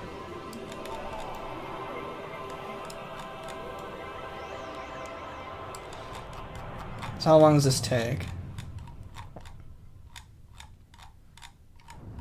Okay, about 20. Oh, I'm actually counting all the way out of the system. So actually only about 30 seconds. That's interesting. That's actually good to know. So I'm also going to save. So I'm going to save here. I'm going to show the whole complete cycle here. So if I quit out to the main menu. So notice how the timer stops. So this takes like 11 seconds or so. So let's put like 11 seconds of real time on the timer because the speedrun timer automatically takes out this time. And then what this does is the Fanatical Frenzy is back ready to go to be used again. So this one had 2 planets on it. So I can use the Fanatical Frenzy immediately. I'm trying to go down a little closer to the planet. And that takes over the entire system. And we did it basically in a minute while also showing a little bit of process there. So in the purely by speedrun timer, yeah, that's actually pretty fast. I might want to do that just one more time again and see how fast we can do that. But would this take 30 seconds to leave? That's actually a lot faster than I would have thought. Because now we also have the entire system. We only have to do one. Versus, you know, if there was one planet, I guess it would be faster to just destroy it by mega bombs. So that's actually pretty good here. Let me do this. We destroy this. Show it takes about 30 seconds. That's actually a lot faster than I was expecting. I thought the Fanatical Frenzy was not going to be like the most optimal way to do this. And then we also have to go to the second planet I think I saw in here. Looking for fast ways to do this. Oh no, there's only just one? Okay. Oh, okay, top of the minute right here. And right at 16. Right at 16, let's go in. Oh, I didn't go in and out. Not bad. I didn't go in and out of the main menu. Oh, actually we're learning something together here. We're learning that good experimenting's worth. Oh, I didn't destroy enough buildings, that's why I took 4. So if we have like 3 more cities, I think it'd actually be faster to use Fanatical Frenzy. Possibly that whole time. Interesting. If you don't count the load time back in. So yeah, about 30 seconds for one city's worth. So it's let's save this. Let's get a fresh Fanatical Frenzy. Sometimes it just needs a bit of experimenting here.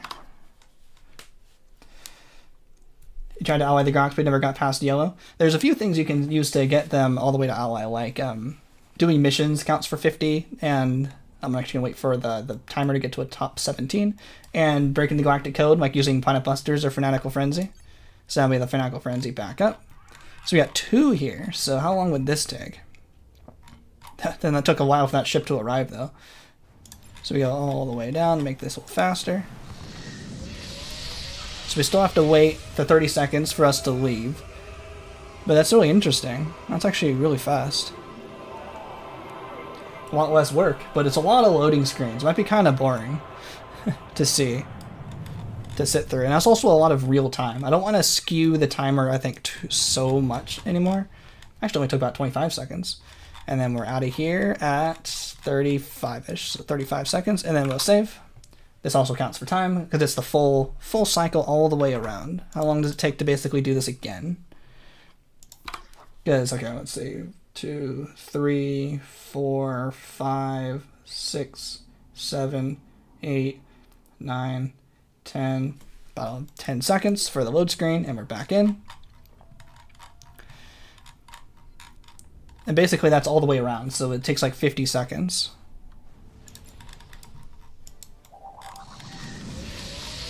That's actually pretty interesting. But also 50 seconds plus my 10 seconds that didn't count. So really it's like a minute. Which is basically the same as destroying them manually. And it's a lot less work, but kind of less interesting. If it's basically the same amount of time but less interesting, I think I'm going to stick with bombing them, if you all. would rather see that. But that's pretty interesting. That's actually about the same amount of time. And then we can, I'm just going to do it one more. Oh, I didn't have to save it. Let's take off 3 seconds. I forgot it saved already. Let's quit out to the main menu. Because we started at 17 for this round of experiments. So we actually did it in less than a minute because we're now down to 18, right? Stick with bombing them. Yeah, I think I'm going to stick with bombing them, even if it might be slightly faster, actually, to use the Fanatical Frenzy. I'm just going to do this one more time just to kind of show. It seems to take about a minute, if I'm looking at this right. Yeah, the coolest thing would be just bombing the Grox most of the time and using Fanatical Frenzy whenever it recharges in real time. Yeah, that might be good, but I think what I'm going to do is if I see 3 or more, I think that's going to be actually a lot faster to 3 more planets per system. It'd be a lot faster to use the Fanatical Frenzy, because I'm basically trying to compare it with like one average one. So I got to save again. So we basically destroyed 3.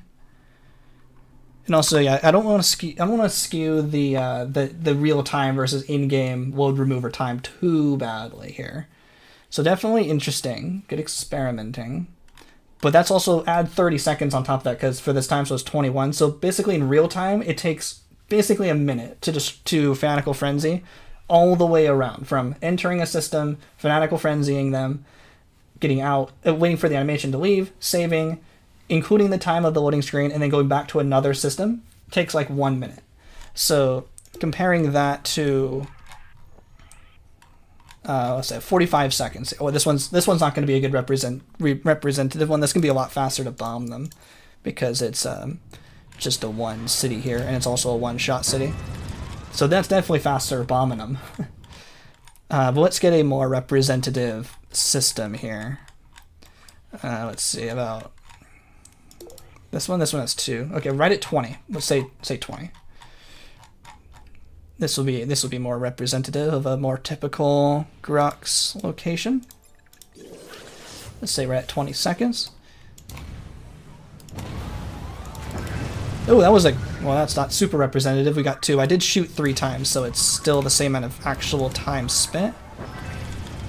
So 30 seconds for that, minus the 5 or so it took. Plus, well, in and out of the planet. Well, I guess that's actually the same, because we had... this planet's not going to work either, because it's one of the ocean ones. So I actually have to add 4 more seconds onto the timer. 2, 3... Okay, I've simulated how long that would have taken. 45 seconds, and then out of the system. And then we got to go to another system, and we're there at 50 seconds. So, like, basically also 1 minute. So that's interesting. So, Fanatical Frenzying the whole way takes 1 minute. No matter how many planets or cities or whatever is in that system to do. If you want to do real time using Fanatical Frenzy, including using the save and quit glitch, save and quit trick. But bombing them with these big cities, which is probably about the same as the other ones, for 2 planets is also about actually a little less than 1 minute or so. I forgot the exact time now. I already forgot. But it seemed to be about a minute, including going to the next system. So that means we could save 30 seconds per planet above 2 planets per system, which is actually pretty cool. So I think, so on average it's about 2. I think I've seen 2 planets most of the time. I'll probably just say for easy math on the wrap-up video that 2 Grox planets per city. That seems pretty fair. Like, here's 2. Like, it's 4 and 5 seem really rare, and that's not going to skew the average, I don't think, too much. I mean, it's completely random. They can have anything in them, but they also have those, like, what I call buffer planets in them, to not have so many Grox systems. So the game is trying to also limit how many Grox planets per system there are. So I'm just going to say on average there's 2. I think that's fair. And then that takes 1 minute also. So I think the bombing is also more interesting and more fun. Might be slightly faster, and it doesn't skew. I'm trying to find reasons to keep bombing them, and it doesn't skew the real-time timer too badly here. Oh, plundering by pirates, they'll be fine. But if we got more than 3, we got 3 or more, I think I'm going to use the Fanatical Frenzy. I think that might actually be faster and worth doing. Ooh, that was a tour. 2-1. So we got Fanatical Frenzy ready. So if we have C3, 4, 5. Yes, an addiction. No, it's an addiction for the viewers. I think I'm trying to find it more for the viewers. I mean, it's a lot easier for me to use Fanatical Frenzy. I just have to go into the planet and click it and leave, and just kind of not worry about it. I don't have to do anything. It's a lot easier. But it's a running joke throughout that I'm addicted to the game. It's fine. But if we have more than 2, I think I'll use the Fanatical Frenzy. It should be faster. And I'm looking for speed. It's kind of a speed run, right? Going for speed. No stopping to speed. It's like the Earth Destroy speed run. Watching it is kind of boring. Like half of it is just destroying our own cities for like 10 minutes. But I'll edit that out and make it more interesting for the wrap-up video. But if you want to see the whole thing and be destroying 16 buildings, I think we have to place 17 buildings worth of cities to get Colonist 5. It's like 16 buildings, because each one's 12. It's 11 buildings plus the town hall counts as one, so it's 12 buildings per city plus 7, I think, to get 200. As I think the math works out to. So you need basically destroy 16. You place 17 cities and destroy 16 of them. And that will give you the Planet Buster destroy Earth in 17 minutes. So not super interesting, but definitely a lot faster than I feel like the more interesting route is. So ooh, that was a good tour. Good 2 hit. So it's a balance between interesting and speed. It has to be interesting enough for people to watch. but fast enough to be the fastest. Let's keep gambling type of stream. It's not a real one. No, the gambling's all done because we don't have the storybook planets to go anymore. And it's more fun. It's all also about our enjoyment, having more fun bombing the Grox. Isn't that what we're all here for? Having the fun time. But I feel like those are really the only 2 best ways. Maybe what I do want to try, well, I guess the other way to destroy them is the Staff of Life. That's another like instant destruction, but there's a limited ammo of those, and they only work one like per planet. Like the Fanatical Frenzy kind of only works because it takes over the entire system. And let me just, when I get to the top of the minute, I'm also gonna time how long the Staff of Life takes, because I think it's longer than 1 bombing session, and also only works per one city, one planet at a time. So let's so at 30. Might have to wait for another minute here. We just wait for like an easy to calculate in my head minute of time. Let's say 45. Let's go in at 45. Let's use the Staff of Life here. How long? Because you also can't leave this one. You have to wait for the animation, just like in Fanatical Frenzy. You have to wait for it a little bit. How tiring is scrolling in and out of the systems. It's not too bad. I'm sure you could hear it because I offered to get a new mouse where you can hear. I'm basically just going like this. I'm not like scrolling like this. I'm going like this. So it's more like wrist actions, kind of like that. So it's not too bad. What hurts more is it kind of wears out my finger because the scroll wheel is kind of rough, but not too bad. Oh, this is taking forever. That took like 40 seconds to do 1 Staff of Life. Yeah, way too slow. That's slower. Yeah, from 45 to 20 seconds was that? 25 seconds? 45 to 25? About 50 to in. About 35 to 40 seconds for 1 Staff of Life. Yeah, that's slower than like 1 whole system worth of bombing. So definitely the Staff of Life, not the way to go here. Where's my point? Oh, we also have to change it also makes the minimap harder to use because it changes it to the atmosphere mode. So that also takes, you have to take those kind of things into account too. That's another second or so of me having to click extra buttons. I had to change it from atmosphere mode back to map mode to find the planet. So all those things really do add up. So Staff of Life, not the best. It's slower than bombing them, and it's changes the atmosphere map, and you have a limited amount, so we can't really depend on that for the whole time. And even if it was faster, we only had 42 of them, so not particularly worth doing. Ooh, here's 3. We can use a Fanatical Frenzy on them. There we go, we saved 30 seconds. Hopefully that's fair. Using the Fanatical Frenzy sometimes when there's a lot. Yeah, scroll in and out, but I get a little bit more control over it. Like, I'll show you when I leave this planet. There's actually a trick you can do to go out of the planet a little faster that the scroll in and out doesn't do. And also, I think the scroll in and out, like the keyboard, makes you just go all the way down. So normally I'm scrolling right here, right? I'm scrolling. I couldn't scroll out of the system, but when I do this one, this will be fast because it's one of the ocean planets. You'll see I'll be able to scroll out really fast. So watch this. I'm going to scroll out. I go up for a little bit. I then scroll in and then out. See how that was a little bit faster? So you can kind of like, if you just wait for it, you scroll out all the way. But if you go out, you can scroll in and then you can scroll out really fast at like maximum speed. So I try to do it most of the time. You can't do it too fast or you actually go back into the planet and it's a total waste of time if you scroll all the way back into the planet. But yeah, it probably would be easier, but I'm just kind of used to it because of space stage speedrunning, I guess, to always kind of do that in and out trick. So it saves like 1 second or 2 seconds, but it's a good thing to kind of just always do like instinctually, so you don't have to think about it like in the speedrun. It just happens automatically, so you can kind of save those extra seconds, so you can kind of scroll in and out really fast, a lot faster than waiting for the camera to pan out automatically. So I try to do that as much as I can, but the less stuff you have to think about when you're playing kind of on autopilot, like the better, I think. But also, yeah, pushing the scroll in and out, I guess, would be good. But yeah, that's definitely there, so I'm definitely not saying it's not there. Ooh, that was a good one. That was another 2-hit. Hope your wrist stays good, too.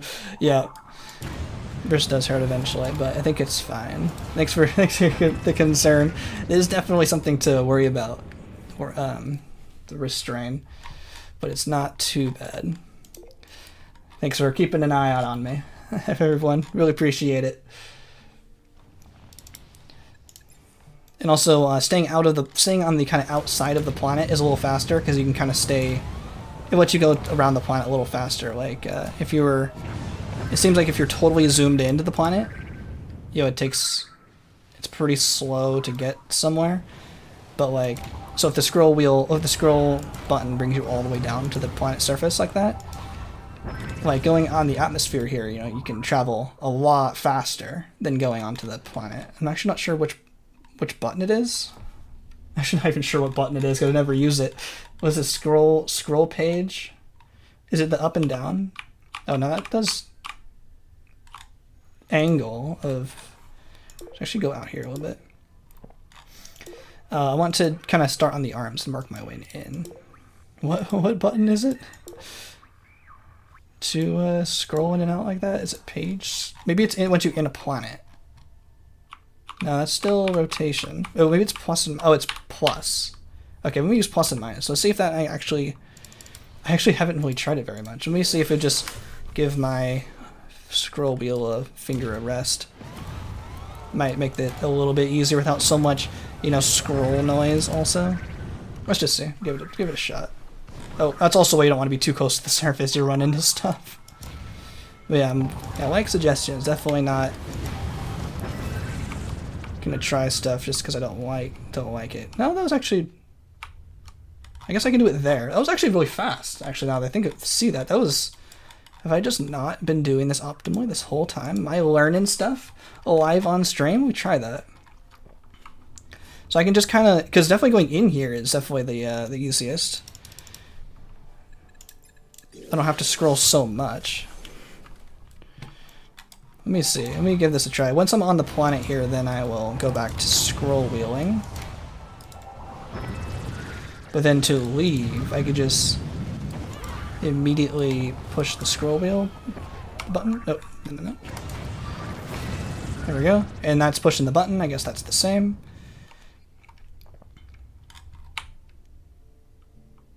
Let me see. Was that actually speedy? Let me see. It sounds so quiet without the scroll wheel. Let me see. Learning on the fly. New strats on the fly here. This is how we get better. Try stuff. Just my assumptions may have been wrong. Always worth giving stuff a try.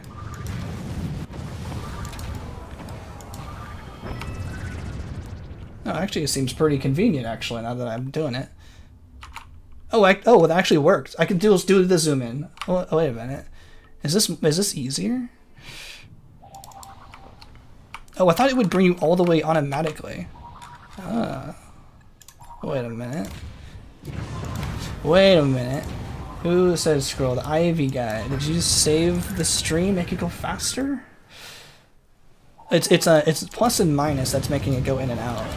If you want to know what button it was. But that does save me a lot of finger scrolling. Oh, it's just a little boop boop, like in and out to just gotta get the timing feel for it right. But I think it's totally possible. I thought it wouldn't let you do that. Oh, I'm able to relax my hand a lot more than I thought. Oh, this is a oh, this must be out of 1,000. 1,000.99, right on the border of 1,000. So see how outside of 1,000, these cities are, well, if it hit the center, it would have been one hittable. Is the numpad actually working? Oh, that's what you mean, up and down. Page up. Oh, I can't actually. Oh, number pad's not. Oops. Wait, I paused it. I had to pause for a second. I gotta make up for that time paused. Some of my numpad buttons are tied to certain key commands. Like I can't push 9. That's my button for source record for OBS, because I don't actually use the number pad a lot. I just basically use the mouse constantly. So a lot of buttons are automatically tied, or I've set tied to my number pad. And like 2. Oh my god, it didn't hit. Did I reset the time? What was 1 is reset. What did I start at? Wait a minute, did I mess that up? 1 sec. What was my starting time today? 43 hours, 5 minutes, 17 seconds. That was my starting time. Okay, I didn't reset. But 2 on my number pad is pause. So I paused for a second. That's why I hit pause to make up for that time in the game. To keep the time accurate. I'm not sure how long I had it paused for. But yeah, let me adjust the keyboard in a good spot here, so I can just kind of rest my hand on it. But yeah, using the in and out, I feel like I still have more instinctual control with the scroll wheel, but going in and out a lot at a time, that's actually pretty nice. No, thanks for the suggestion. That actually looks pretty good. Oh, just like that. That's what I mean. I can zoom in and out a lot faster. Oh, I don't have to hear scroll noises all the time too. Give my finger a rest. Oh, I'm gonna try that. I'm gonna try to see if I can get good at that and instinctually work that into my my play style here. But when I'm moving kind of up and down, I'm still using the scroll wheel because it's my other hand. So everything having to do with movement, my mouse is my scroll wheel finger. Oh, no, I messed it up. I went in too far. Still a little work to do for that. So I can go in and out. There we go. So not instinctually got it there yet. I'm learning something brand new for the first time. Guess it'll need to be retimed. I also like overestimate the time anyway. Every time I do every time I pause it, I also have the pause time. Also, the timer isn't like the real time anyway. Like you theoretically should put it all in a video editor to see the exact same time, the exact time. But I have it like I have so much time, like sitting in menus and stuff. It's fine. Oh, I messed it up again. Oh, it does not let me leave? Okay, it's not working exactly the way I imagine. Yo, Gibbo, you got your power back after the hurricane? After the tornado, you got your power back on? Been wanting to play Spore? Yo, welcome to the stream. Thanks for stopping by. Hopefully everything is going well for you. Hopefully the tornado didn't destroy your whole house or anything like that. Hopefully you're still doing well. Maybe that was another shot in 2. Sometimes we can get these in 2 hits, in 2 bombs. Ooh, that was a good another 2. Yeah, I'm not too worried about the pause time. So I should make sure I hit pop on chat as well. That's also why I like being invincible. There's a lot less to worry about. You can see it's difficult for me. Learning stuff new on the fly while streaming. All still trying to keep up with the old chat. There we go. I don't know how to ask this, but you going in the spiral to the galactic center, or are you taking a pie? Yeah, we're going. Yeah, it's the. I see what you mean. We're going all the way around the center. I actually have a good picture for you. Here we go. One sec. We went all the way around the 1,000 parsec range. They live at about 2,000, and we went all the way around, and now we're kind of making our way into the center of the galaxy here, because the Grox city is within 1,000 parsecs. We should see within 1,000. They're significantly stronger than. I need to rearrange my stuff. The cities are significantly stronger than they are on the outside. In the outside area, they only need 1 megabomb to be destroyed, but the ones on the inside of 1,000, they take like 2 to 3 megabombs each. So I was kind of saving them for last, so we can kind of do them all together, so I can kind of keep the how I'm attacking the cities kind of consistent, so I didn't have to like keep switching in my mind the way I'm attacking all of these cities. So that's kind of why I was doing it that way, and also we can work our way into the center, so kind of like a spiral in. Hopefully that's what you're asking for. But yeah, that's my general goal for how we're destroying the Grox today, or for this series. Yeah, it's amazing how much damage a tornado can do. Yeah, it's really surprising. Also really scary. Hopefully it all worked out. It wasn't too bad. Seeing you got power on at least means your house and computer survived, hopefully. Yeah, they're scary, especially how fast they can just come out of nowhere, it seems.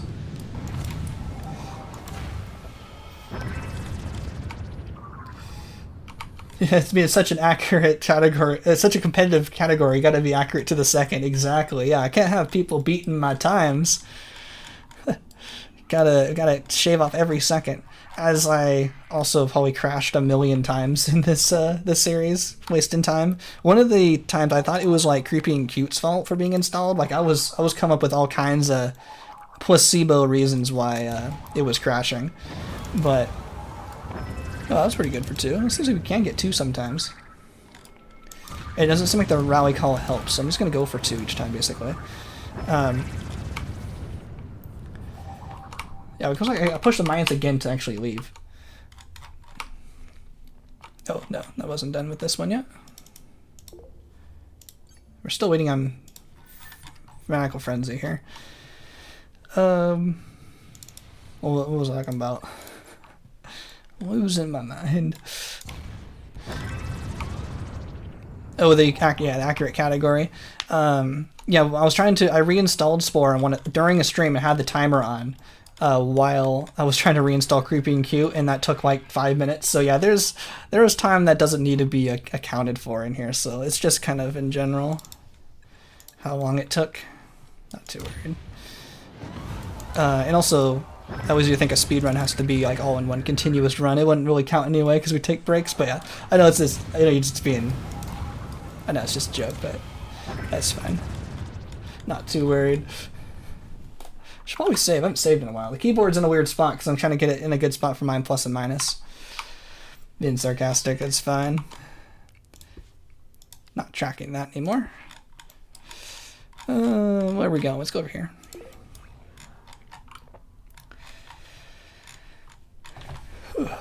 Talking break.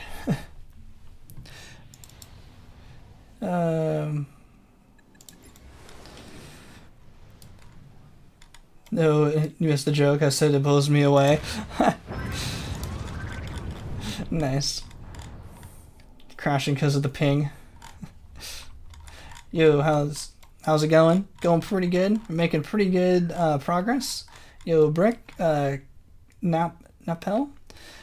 Ask her how many they got, how many planets and cities they have. Grox start out with 2,400 systems. Each system, it's randomly generated how many planets they have under their control when the system is reached for the first time. So on average, I think there's about 2 planets per system, and then they sometimes have 1 to 2 cities per planet. So, and also they'll repopulate, just kind of like regular empires do. So I kind of think of them total having 2,500 systems, and then an average of 2 planets per system. and then 2 cities basically per planet. So probably 5,000 planets, and then 10,000 cities is kind of the rough average, is my rough estimate of how many Grox we have to get through. Yeah, it's too many. Yeah, 10,000 cities. If you extrapolate out all that estimating there, it's kind of a lot. So that's why it's taken us 15 days. So I really appreciate everyone hanging out for this long. You see this ring around the system means this is a repopulate. So this might actually have one city on it because they don't repopulate as fast as their like default ones are. So the repopulate ones, so that extra 100 I kind of tacked on to the total is only about 1 planet per system. Well, I think always only have 1 planet per system, and also only 1 city per system. So that might skew the average, the estimate a little bit, but keeping big round numbers like 10,000 I think is a good estimate to kind of use.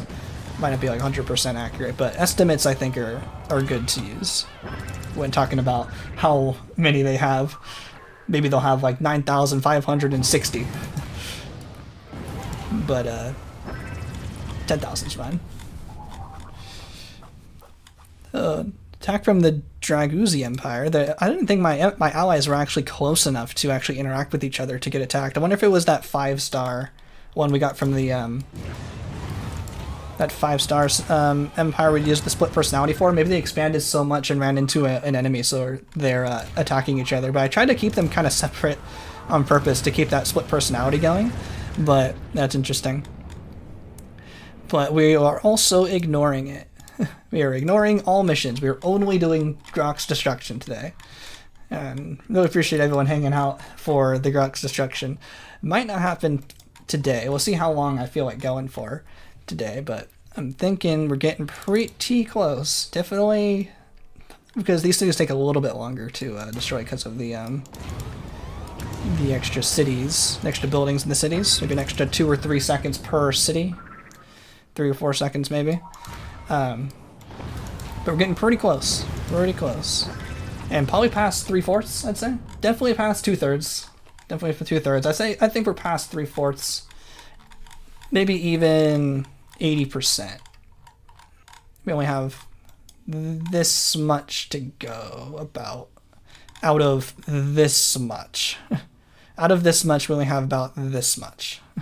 Still a while, but getting close. And we're going really fast now. Like, now that we're not doing any other badges, or we're not being distracted by whatchamacallit, eco disasters or anything, we're really making some really good time. I'm almost kind of interested to see if we really were laser focused on destroying the Grox only, if it was possible to do them in under 24 hours. I feel like 20 hours for the other badges is actually a pretty good estimate. It might actually be kind of close, using the invincibility glitch along with it to make it go a little faster, but yeah. 24 hours might actually be a good estimate. I'll have to do some more calculating once I get the final wrap-up video that concludes the series. Probably be in the next 2 or 3 videos after. But that's kind of what I'm thinking. It's kind of what I'm feeling. But we'll see, since we're so laser focused on the Grox now, this will basically, we won't have to estimate the within the 1,000 parsec area, because it'll just be the time, the exact time, because it's there won't be anything else we were doing to have to kind of calculate out of that time. So pretty cool. Definitely learned a lot during this series for all this destroy the Grox and what about how long this takes, because that was kind of the most interesting part, was like, I wonder how long this will take, because I figured it would just take forever. Infinite amount of time. But it's going pretty good. Pretty good. Pretty happy. Now that the crashing has stopped, that was a big hurdle to get over, but I'm really glad the crashing has been fixed, because we were basically 21 hours in and it was still constantly crashing. So without it crashing, has been a lot easier to handle. And it's been going really fast since. So if we weren't crashing, I almost feel like we should take like 5 to 10 hours off the timer, just because so much crashing made us go really slow. I mean, that's maybe too much. Maybe 5 hours, 3 to 5 hours. That's something I'll have to calculate. I'll figure that out. This is all just kind of based on feel so far. Yeah, really, actually pretty far. Yeah, I'm actually pretty happy. Almost done.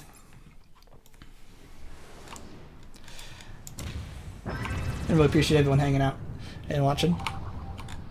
The interest seems to be a bit higher now that I'm getting closer in the old series. See where we're going here. I'm just kind of moving up the extensions out here, and then we'll, once they get the main circle, then we'll spiral our way in. But if I'm probably going to put a poll in the Discord, how do y'all want me to destroy the very last planet of the Grox, which will be their home planet also. They actually do have a home planet. It's the one right next to the core. If you join the Discord, you put the poll ping notifications on, I'll put a poll eventually, because I don't think we'll be able to destroy them this week. Probably by maybe next week, maybe the week after, but it's getting really close. So I want to know, it's a pretty good time for a poll. How do you want me to destroy the very last planet, which is their home planet?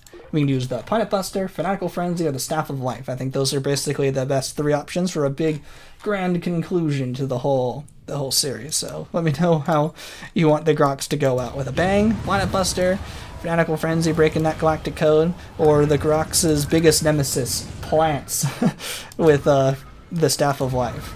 Because that's what Steve would have wanted, to create and spread life throughout the cosmos.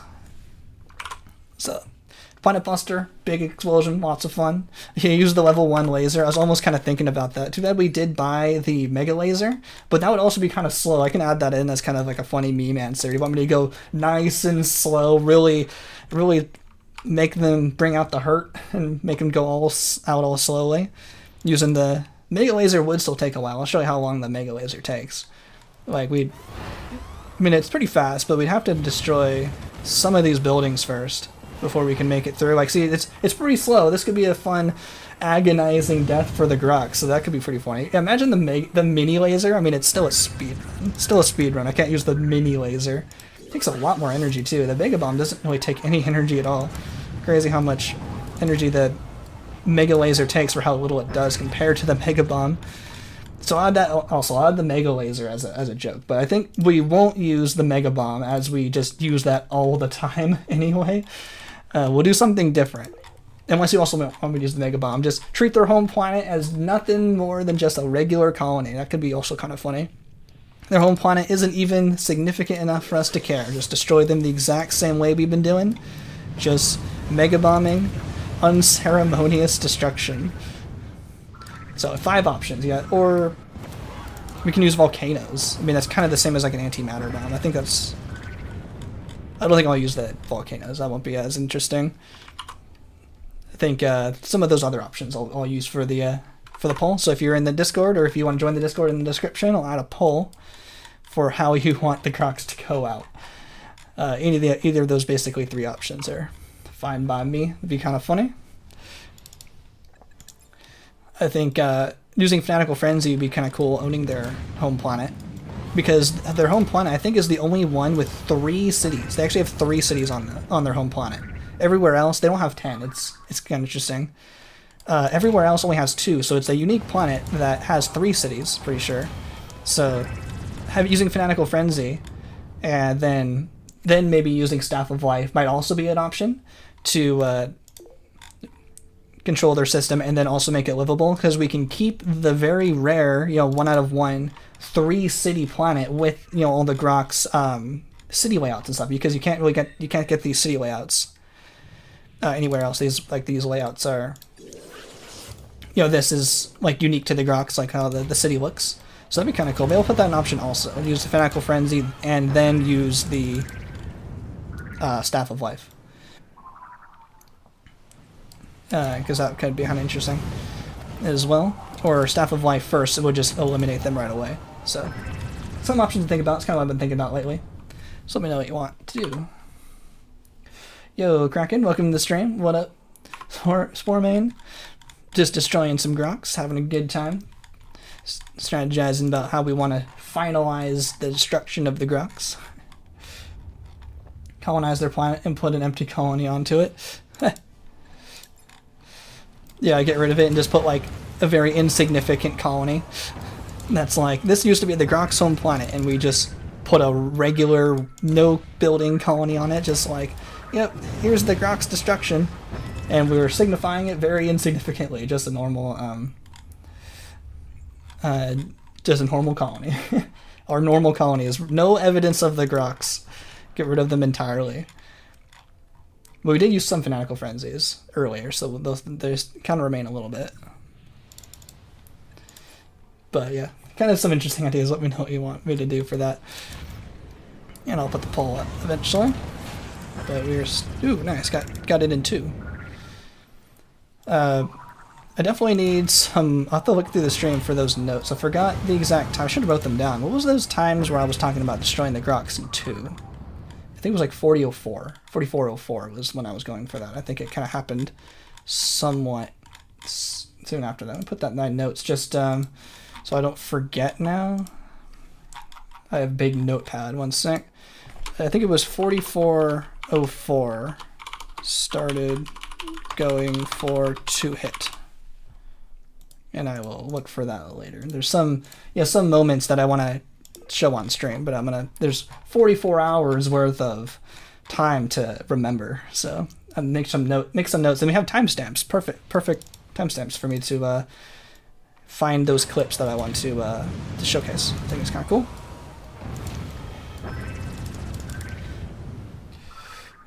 Boomer maybe shooter. What is that? It's a Halo 1. Boomer shooter for Halo 1. He's putting in the PowerPoint presentation. Yep. At least the video itself won't be like a PowerPoint presentation. I probably could make a PowerPoint presentation if I was doing this if I had class and they said you can make a presentation on anything you want, like in early college days. I'd be like, behold, Spore speedrunning in a PowerPoint presentation. I could definitely do that. That'd be pretty funny. Get my big whiteboard up. That's actually kind of the thumbnail idea I have coming up for the next video. Is the Grox with like a chalkboard, because he's gonna give you a lesson. You'll see it by next week. I think it's kind of funny. I think it's a pretty good video coming up, so I'm pretty excited for that. Got some good ideas coming. Yo, Trax, welcome to the stream. How's it going? Yeah, I got a Sunday stream today, a little different. We were doing pretty good on the Grox today. We did a lot of good experimenting for what's the fastest way to destroy the Grox. Still bombing is kind of the fastest, kind of most convenient way to do it. We compared versus the Fanatical Frenzy, and it takes about a minute to do the full, like, go in a system, use the Fanatical Frenzy. The animation takes a couple seconds for you to leave, and then if you leave the system, and then if you use the save and quit trick, and I kind of added that time back onto the timer, so it takes about a minute to do for a full cycle of Fanatical Frenzy.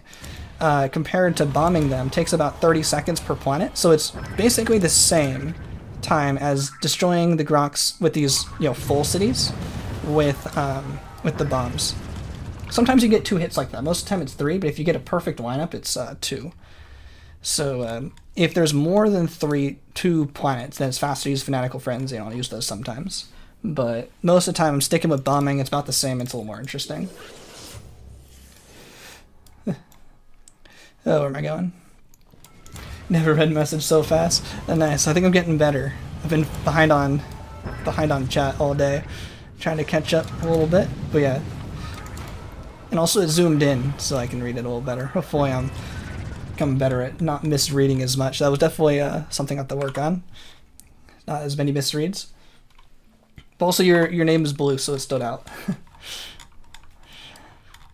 helps me a little bit see it. Or my internet is better, so you got faster. Oh, nice. Also, it's maybe you had a better. I think also YouTube streams they always put you like a few seconds behind for allow buffer to happen, even though the timeline says you're at the beginning. I've seen a strategy where people put the stream on fast forward, and that actually pushes you past the buffer that it puts you. So if you do like 2 times 2 speed for a couple seconds, you actually go into the future and go even faster.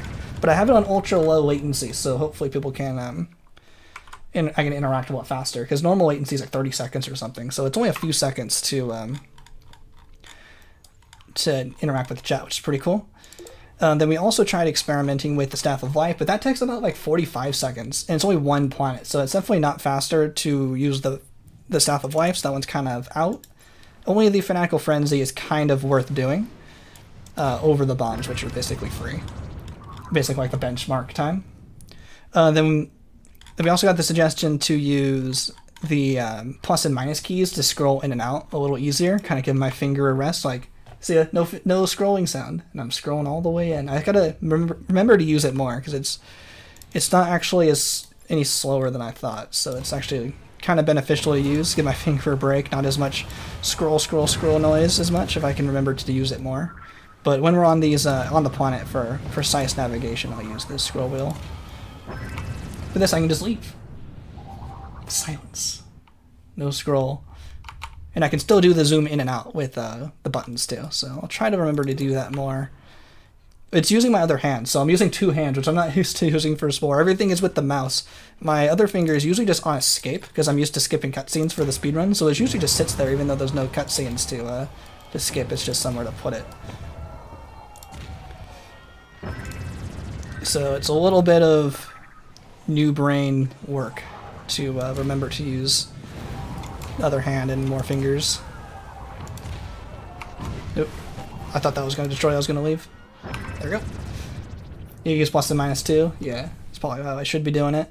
But I feel like I have a little bit more precision with the scroll wheel, but it's not as slow as I thought. Which the Staff of Life was limited use. There's mods, but still, oh yeah. So we can't use mods for at least for this. That makes sense. But yeah, that'd be cool if you could maybe buy more once you like unlock it. That'd be kind of cool. Or if it was just on recharge, kind of like the Fanatical Frenzy, it'd be kind of cool. But yeah, too bad it's limited uses. I mean, you can use a different space game in the same empire and have more Staff of Life because all the space games like interact with each other, so they all share the same galaxy. So you could kind of have more Staff of Lives within the same galaxy of games. But yeah, for one galaxy, one save at a time, it's yeah, limited uses. Unfortunate. Come on, Steve. We need more Staff of Lives. No, Staffs of Life. That's what it's called, not Staff of Lives.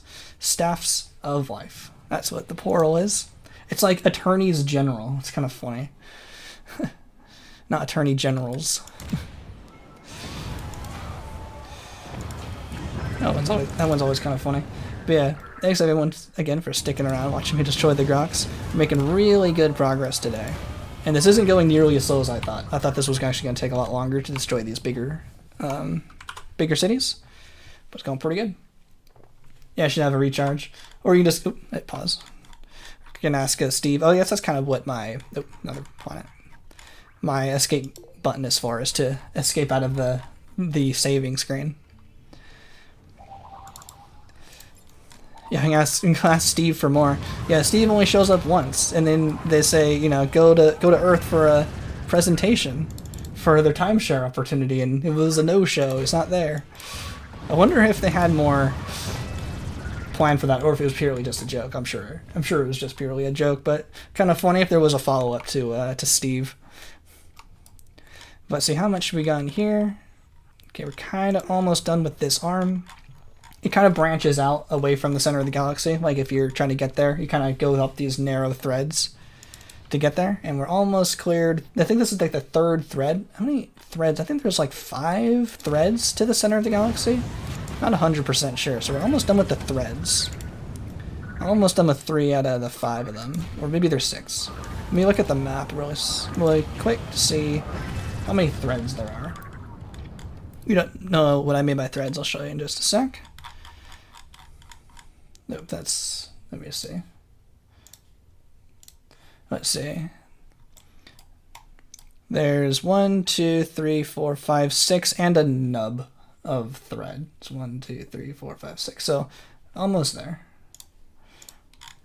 Almost cleared out all the threads. That goes towards the center of the galaxy. So almost there. I think we're almost done with 3. I don't know why, but I searched something completely unrelated, like Minecraft or something, and your stream is still there. YouTube just knows you want to watch the stream. It knows. The algorithm has spoken. Yeah, thanks for stopping by for the stream as well. I'm trying to stream a little earlier today. Help out the Europeans. It's pretty late already, but it's noon for me. Still pretty early. I was busy yesterday, so I couldn't stream yesterday. So I posted the video instead. I wasn't expecting too much too much happened on that video. I mean, it's pretty typical that like world record, like individual level speedruns of Travel and Civilization stage don't really get the big views on YouTube. So I wasn't really expecting too much. It was just kind of, I did that one because I knew it was short. I knew I could do it fast because I was in the Netherlands for a couple weeks, so I knew I could do that one pretty quick, just to keep a video out regularly. But the next video I spent a lot of time working on. I'm actually really excited about the next video. It's almost done. Should be out for early access next week. So keep an eye out for that. I think we've carved out as much as I want to do here. Let's keep going around. Hopefully I don't miss any. That's my biggest fear, is that I'll miss one, and then the final Grox destruction will be very unspectacular because I will have missed one. I had to go find it, but I'll try to make sure that's the very last one when we find it. Thankfully all of the big red bubbles are pretty obvious. But we're basically done with 3 out of the 6 threads, and then thankfully there's not too much actual area in the center of the galaxy within the 1000 parsec area. It shouldn't take too long. Yo, welcome Mason Hunter, welcome to the stream. It's like 8:30 in the UK, so it's right on time for dinner. Hopefully I'm not interrupting your dinner, or it's fine if you watch during. That's fine too. Yeah, it's interesting, when I was in the Netherlands I was in the Netherlands 2 weeks ago or so for 2 weeks. It does seem like everything is done a lot later than like in the US. Like dinner, like I feel like it's typically like at the latest like 7:30. Like that's pretty late already. But the it stayed out so late till like 10 o'clock that really we didn't really get dinner and stuff till like 8:30 or 9, which took a bit of getting used to. But it seems different than the US. Seems US does a little earlier. Like 6 to 7:30 is kind of the window, but like yeah, 8:30 to 9:30 is like the European dinner window. That's kind of interesting. Gone to the Netherlands to meet fans. Yeah, I'm actually like, I know I've been streaming with the webcam for a little bit, but I was so worried people would be like, oh, I recognize that guy, and I'm like, oh no, don't see me. I'm just on vacation. But if it was coordinated, that would have been cool. But it would have been no one's ever seen me in real life. Never. I don't know how I would react. I'm just some guy.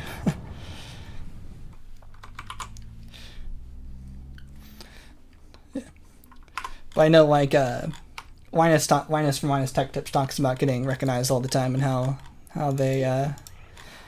he goes about it. It's funny, they say they get recognized like everywhere. Like Luke, like his co-host for like his main podcast, he said he was been recognized like everywhere he can think of. He said he was rowing out in a lake and someone rowed by him and he was like, yo Luke, he's like, I've been recognized on a lake. Like there's no one there, yet I was still recognized. So that's was a suffering from success meme moment. I think it was kind of funny. But yeah, I haven't had to deal with that myself. That was just kind of funny. Oh, I missed a planet. Eat dinner about 5 or 6, yeah. And it's funny, like, the older you get, the earlier you eat. Like, the Denny's special is like 4 o'clock.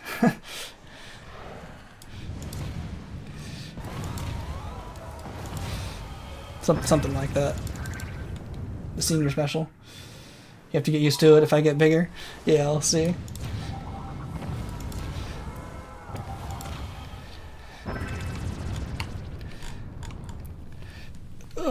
See, how long have I been on for?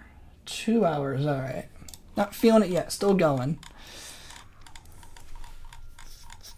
But, yeah, it's pretty funny. Be pretty cool. It'd be cool if they recognize me. That means they also know about Spore. It'd be pretty cool to talk about Spore with other people. It's kind of hard to find people who know Spore in real life. It's mostly like, it's the normal like, oh, I played Spore for, you know, a week and then never played it again. Like I kind of recognize Spore stuff. So I'll be like, you know, you can get to the center of the galaxy in 30 minutes. They're like, what? You can get to the center of the galaxy? It's always like stuff like that. Yeah, I wouldn't worry about it until I hit 200k. Probably, yeah, that makes sense. Make sure to like and subscribe so I can get recognized. Not just kidding. Yeah, Grox in the cube. Oh yeah, the cubes are not super rare, but they happen sometimes. One what am I... Oh, is this outside of 1,000? Oh yeah, we're outside of 1,000. Oh no, we're still inside of 1,000. 999.14. Oh, what? That's interesting. They had the small, the not very full populated cities within 1,000. Maybe the 1,000 isn't exactly lined up to like the Grox area. Wasn't like a repopulation or anything. It says here is definitely outside of 1,000, right? We're in 1,040, and this will be the one-hit style city. I actually was wondering if the parsecs was exactly lined up to their generation, like their city generations, to see how this planet or this city is one hit because it's not totally filled up with buildings. That's everyone outside of 1,000, but that one was right on the border of, 999.14. Still had the outside of 1,000 style city. That's interesting. It's actually pretty. It's been pretty close. Like right at 1,000, it does make that change into the bigger city. So that's interesting. That's pretty cool. I like seeing those one-off, interesting things like that. See if it happens. I'm sure it's not perfectly lined up with how it's supposed to go, but it's pretty close. I basically am just going to say it's 1,000's the cutoff. Maybe I'll say there's a couple exceptions, but most of the time it's pretty spot on. Yeah, Spore's pretty niche. It's nice when you meet people who play it. Yeah, totally agree. It's pretty cool. Let's see. I actually have a bit of a area over here. Let's clear out this area and get closer to definitely the area outside of 1,000. See, there's another cube planet over there, but the Grox aren't always on the cube. I've probably seen just a few. Oh, this looks like a repopulate. That's why it doesn't have any buildings at all. When they recolonize it, it doesn't have any buildings. Makes it easy. Yo, Sigma Sin S, welcome to the stream. Welcome to the stream. It's time to renew. Oh, nice. Well, appreciate it. Hopefully the notification comes up if you choose to do. And I have by next week I'll have another early access video, which I'm actually particularly proud of for next week. So hopefully it lines up with like how the months go, because I'm trying to keep it every 2 or 3 to 4 weeks. So trying to keep it at least one video per renew. If you still wanted to do that, much appreciated. Remember I had a cube moon orbiting my planet in multiple saves. Oh yeah, that could happen one time. I've had that happen. I was trying to get a purple spice planet for one of my speedruns, and it happened to be on a cube moon as well. So I've seen that happen as well, where the moon is a cube, and it was also a purple spice planet, so even better. It's pretty cool. I actually would have preferred not to have a cube because it's more land to place colonies on. That was kind of the point. I need to place a colony on the cube, and then work on that. Yo, Sigismund S. Sigismund S. Welcome to. Thanks for renewing. Thanks for joining the Electron Empire. That's the membership name. Really appreciate it. Yeah, big W's. Get some hearts in the chat here. Really appreciate it. That's awesome. And I'll make sure to get the early access video by next week. I'm still working on it, but I think it's particularly good. I'm really proud of this one. Yeah, total W moment. Really appreciate it. Seeing the subscribe is really cool. I'm glad the message also came up on the top. I'm not sure how it, unless you just didn't choose to, if you wanted to put a message with it or not. I know at Twitch you can put like the messages with the resub, so it's pretty cool. Really appreciate it. Ooh, another cube, another Grox Empire on a cube. Was this a repopulate? Oh, it's another repopulate. They keep repopulating this cube. It's kind of funny. There we go. No repopulate for you. Destroy them.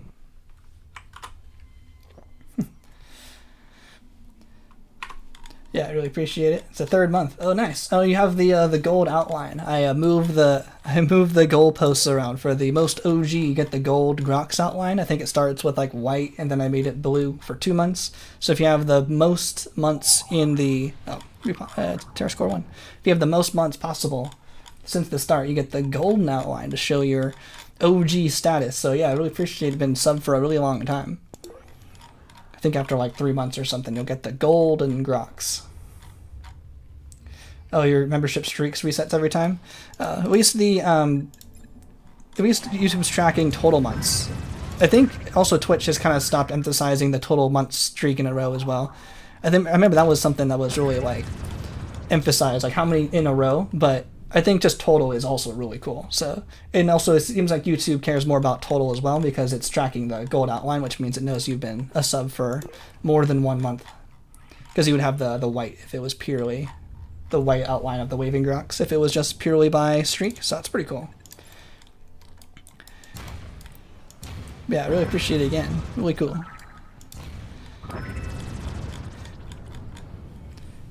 Maybe one day we'll get more subs and I can add more emotes again, because I know a lot of the gift subs expired, but in that time we got a lot of emotes, so feel free to add all the emotes. I was also wanted to know if you are able to use the emotes from this channel on other YouTube channels. Not sure if you watch other streams or put comments somewhere else, but it's kind of hard. I don't think I have any subs for any other YouTube channels. But I know like Twitch, like you can use emotes on other channels because it's like all compatible within Twitch, but I'm not sure if YouTube does that. But it'd be pretty cool if you could use the Grox laser vision, if that, I think that's one of the emotes, right? Yeah, the Grox laser vision on other channels would be pretty cool. Oh yeah, I mean, yeah, it's a gold outline. Gold, yellow is just saying yellow. But yeah, I think I was trying to make it like a gold outline. That makes sense, yeah. The gold coloring. The golden Grox. Like the golden warthog from Halo. The only stream you ever watched was EU4 for Flower Worry, but they're also on Twitch, so you're not sure. No worries. It seems like that kind of information is kind of hard to find, so if someone just happened to know, like for sure, that'd be cool, but no worries if that. That's fine. Might just be exclusive to the particular channel you subscribe on YouTube for. Like to subscribe? Yo, thanks so much, Mason Hunter. Really appreciate it. Wonder if one day I should do like the subathon. If I was going to do another destroy the Grox in one sitting, one 24-hour run, keep me going, destroy the Grox in one long sitting, not do anything else, like no other badges or anything. See if I could spend a whole time going. 24 hours. 24-hour stream of destroying the Grox, maybe one day. Maybe after the all badges run. Oh, so I think my goal for the live is I want to finish this series, which I think will only take maybe one more stream, I hope. 2 at most for sure. I'm going to try to get as far as I can today. I'm not sure if it'll be finished today, but we're getting really, really good progress today. And then I want to do a lot of speed runs. I actually want to do speed runs, like Ally the Grox and the full games and stuff. And then I want to do achievements, all the achievements after that. So, because a lot of the speed runs are kind of out of date, and I want to take some time to do those. And I thought it'd be cool if you wanted to watch me do those live, see what focus mode looks like, if that's still interesting. Or maybe I'll do that on Twitch if it's too much focus and I can't actually reach out enough. It would be fine. Do some. Ooh, a 4. Do we have Fanatical Frenzy? Ooh, a 4. I think this will save time if we use Fanatical Frenzy. I think this will save like a minute worth of time. Because we tracked it was about a minute worth of time, so we started probably at 13 minutes flat on the timer. And I think someone suggested to just use the Fanatical Frenzy on actual timer and not use the saving quick glitch, because that also would keep the timer more in sync to what's the true time. Because I'm starting to recognize we're taking out a lot of time because of the load remover. So we got that entire system, and about 30 seconds if we're not actually not tracking that. If we don't use the saving quick glitch, then really it only takes 30 seconds if we wait the half an hour or so. I think it takes half an hour, right? 20 minutes or 30 minutes to for that to recharge legit. So if we actually wait for it to recharge, because it doesn't really seem like 3 or 4 occur very much, like 3 or 4 planets. So if we actually wait for it legit, we save a whole bunch of time, because that would have taken us 2 minutes to actually bomb them legit. But now we did in 30 seconds with a long recharge, so saves a whole bunch of time. So pretty cool. So Fanatical Frenzy is definitely good to have in this case. Not sure if we were doing a destroy the Grox specific run, if it would have been worth using like split personality to get it, because it only saves a couple minutes occasionally. It would probably take longer to do the split personality, wait for an Empire to build all the way there. But it's still interesting because we're doing split personality for this run. Yeah, really glad it tracks total. Yeah, I think that's good as well. I think it's a little less like you have to sub, you have to keep it going with it tracking total. I think it makes it a little less stressful. Always appreciate it when there's in a row, but no worry or any pressure. I like how the sites themselves are making it less pressure to keep renewing. Always spend your money. Making it easier is better. Watch them alive. Were you watching the Grox? Yeah, watching the Grox live. I really liked the last video. Good to see you back to normal speedrunning. Oh, really appreciate it. Glad you liked it. Yeah, I know those individual level speedruns, especially like Tribal and Civilization stage, don't typically do that well on YouTube. But I think I was saying that earlier, where it was more about making a video quick just to keep it out regularly. But yeah, glad you really liked it. That was pretty cool. I also I don't talk about like speedrun stuff behind the scenes like that, so I kind of like that moment where I was like, we had the discussion on this stuff, and I thought it was cool that I talked about it here on YouTube as well, because I feel like I would see comments and basically talking about like, oh, wouldn't it be not right because it's outside the game. So it was pretty cool in a way to address that stuff since it had already been talked about. So I thought it was pretty cool to see to hear that as well. Because usually it's just kind of like I only show the final result, but there's a lot of research and stuff that goes into these, which I think is kind of cool to see. So I'm glad you really liked it. Glad you liked the speedruns. I think when I go back into speedrunning, especially with the just new Ally the Grox and the new Destroy the Earth runs, those are basically, the videos are done, but I haven't done a commentary yet, so I'm pretty excited to eventually get back to more speedruns. I got 2 more videos that aren't like directly speedruns coming up, but I'm actually really happy with the 2 videos that I'm having coming up, and then we'll do probably more. Then probably this video, the Destroy the Grox recap, and then Ally the Grox, Destroy the Grox, and then maybe a Galactic Adventures glitch showcase is kind of my thinking. I really want to do the Galactic Adventures glitch showcase video. I've done all the other stages. Like we did reverse order. We did all of the space down to cell. We did 1 stage per video for all of the glitch showcases, like the best glitches in Spore that I like to show. But I haven't done Galactic Adventures yet. So there are glitches in Galactic Adventures that are worth showing. So I think that'd be pretty cool. Like being able to fly, like with just jump, is pretty funny. More than, if you've seen my video on the Bahaha 500 where we just leap to the finish line, that's a pretty cool glitch. I want to explain that a little bit more. And then you can just fly, like just go. You just basically hover up infinitely into space in Galactic Adventures. It doesn't work in Creature Stage, but in Galactic Adventures, it's a really easy method to just go into space, basically. So stuff like that I want to show off in Galactic Adventures. And there's also, every time I do one of those glitch showcases, I always learn something about the previous stage that I then end up showing in the next level, like in Tribal Stage. Since Tribal was after Civilization Stage, I learned more glitches about Civilization Stage from the comments of that Civilization Stage video, so I then put it in the Tribal Stage video, and I go, oh, by the way, there's more Civilization Stage glitches that I also want to show. And that's happened already. A glitch I didn't know about at the time of the Tribal Stage glitch showcase that I do know now, that I'm gonna put at the end of the Galactic Adventures video, is, how you can use the graphics effects, you can keep switching them and keep getting infinite babies. You can do the exact same thing with the flying fish. So you can get infinite food from the flying fish ability in the exact same way as the duplicating babies glitch. I didn't know that at the time, but I know it now, so I'm going to add it to the end of the Galactic Adventures glitch showcase video. And that's the kind of stuff I find really fun and really interesting. So those are the kind of things I like. Once I know about them, I'm like, oh, I got to make a video. I want to show that. It's really cool. Yeah, it's pretty cool. Was it I think it was Gonzalez. Mondano Gonzalez, I think their name. It's easier when I can see their name, but I think they were the one who pointed that out for me. They've helped me with some other glitches too. I think they were also involved in the Invincible spaceship glitch.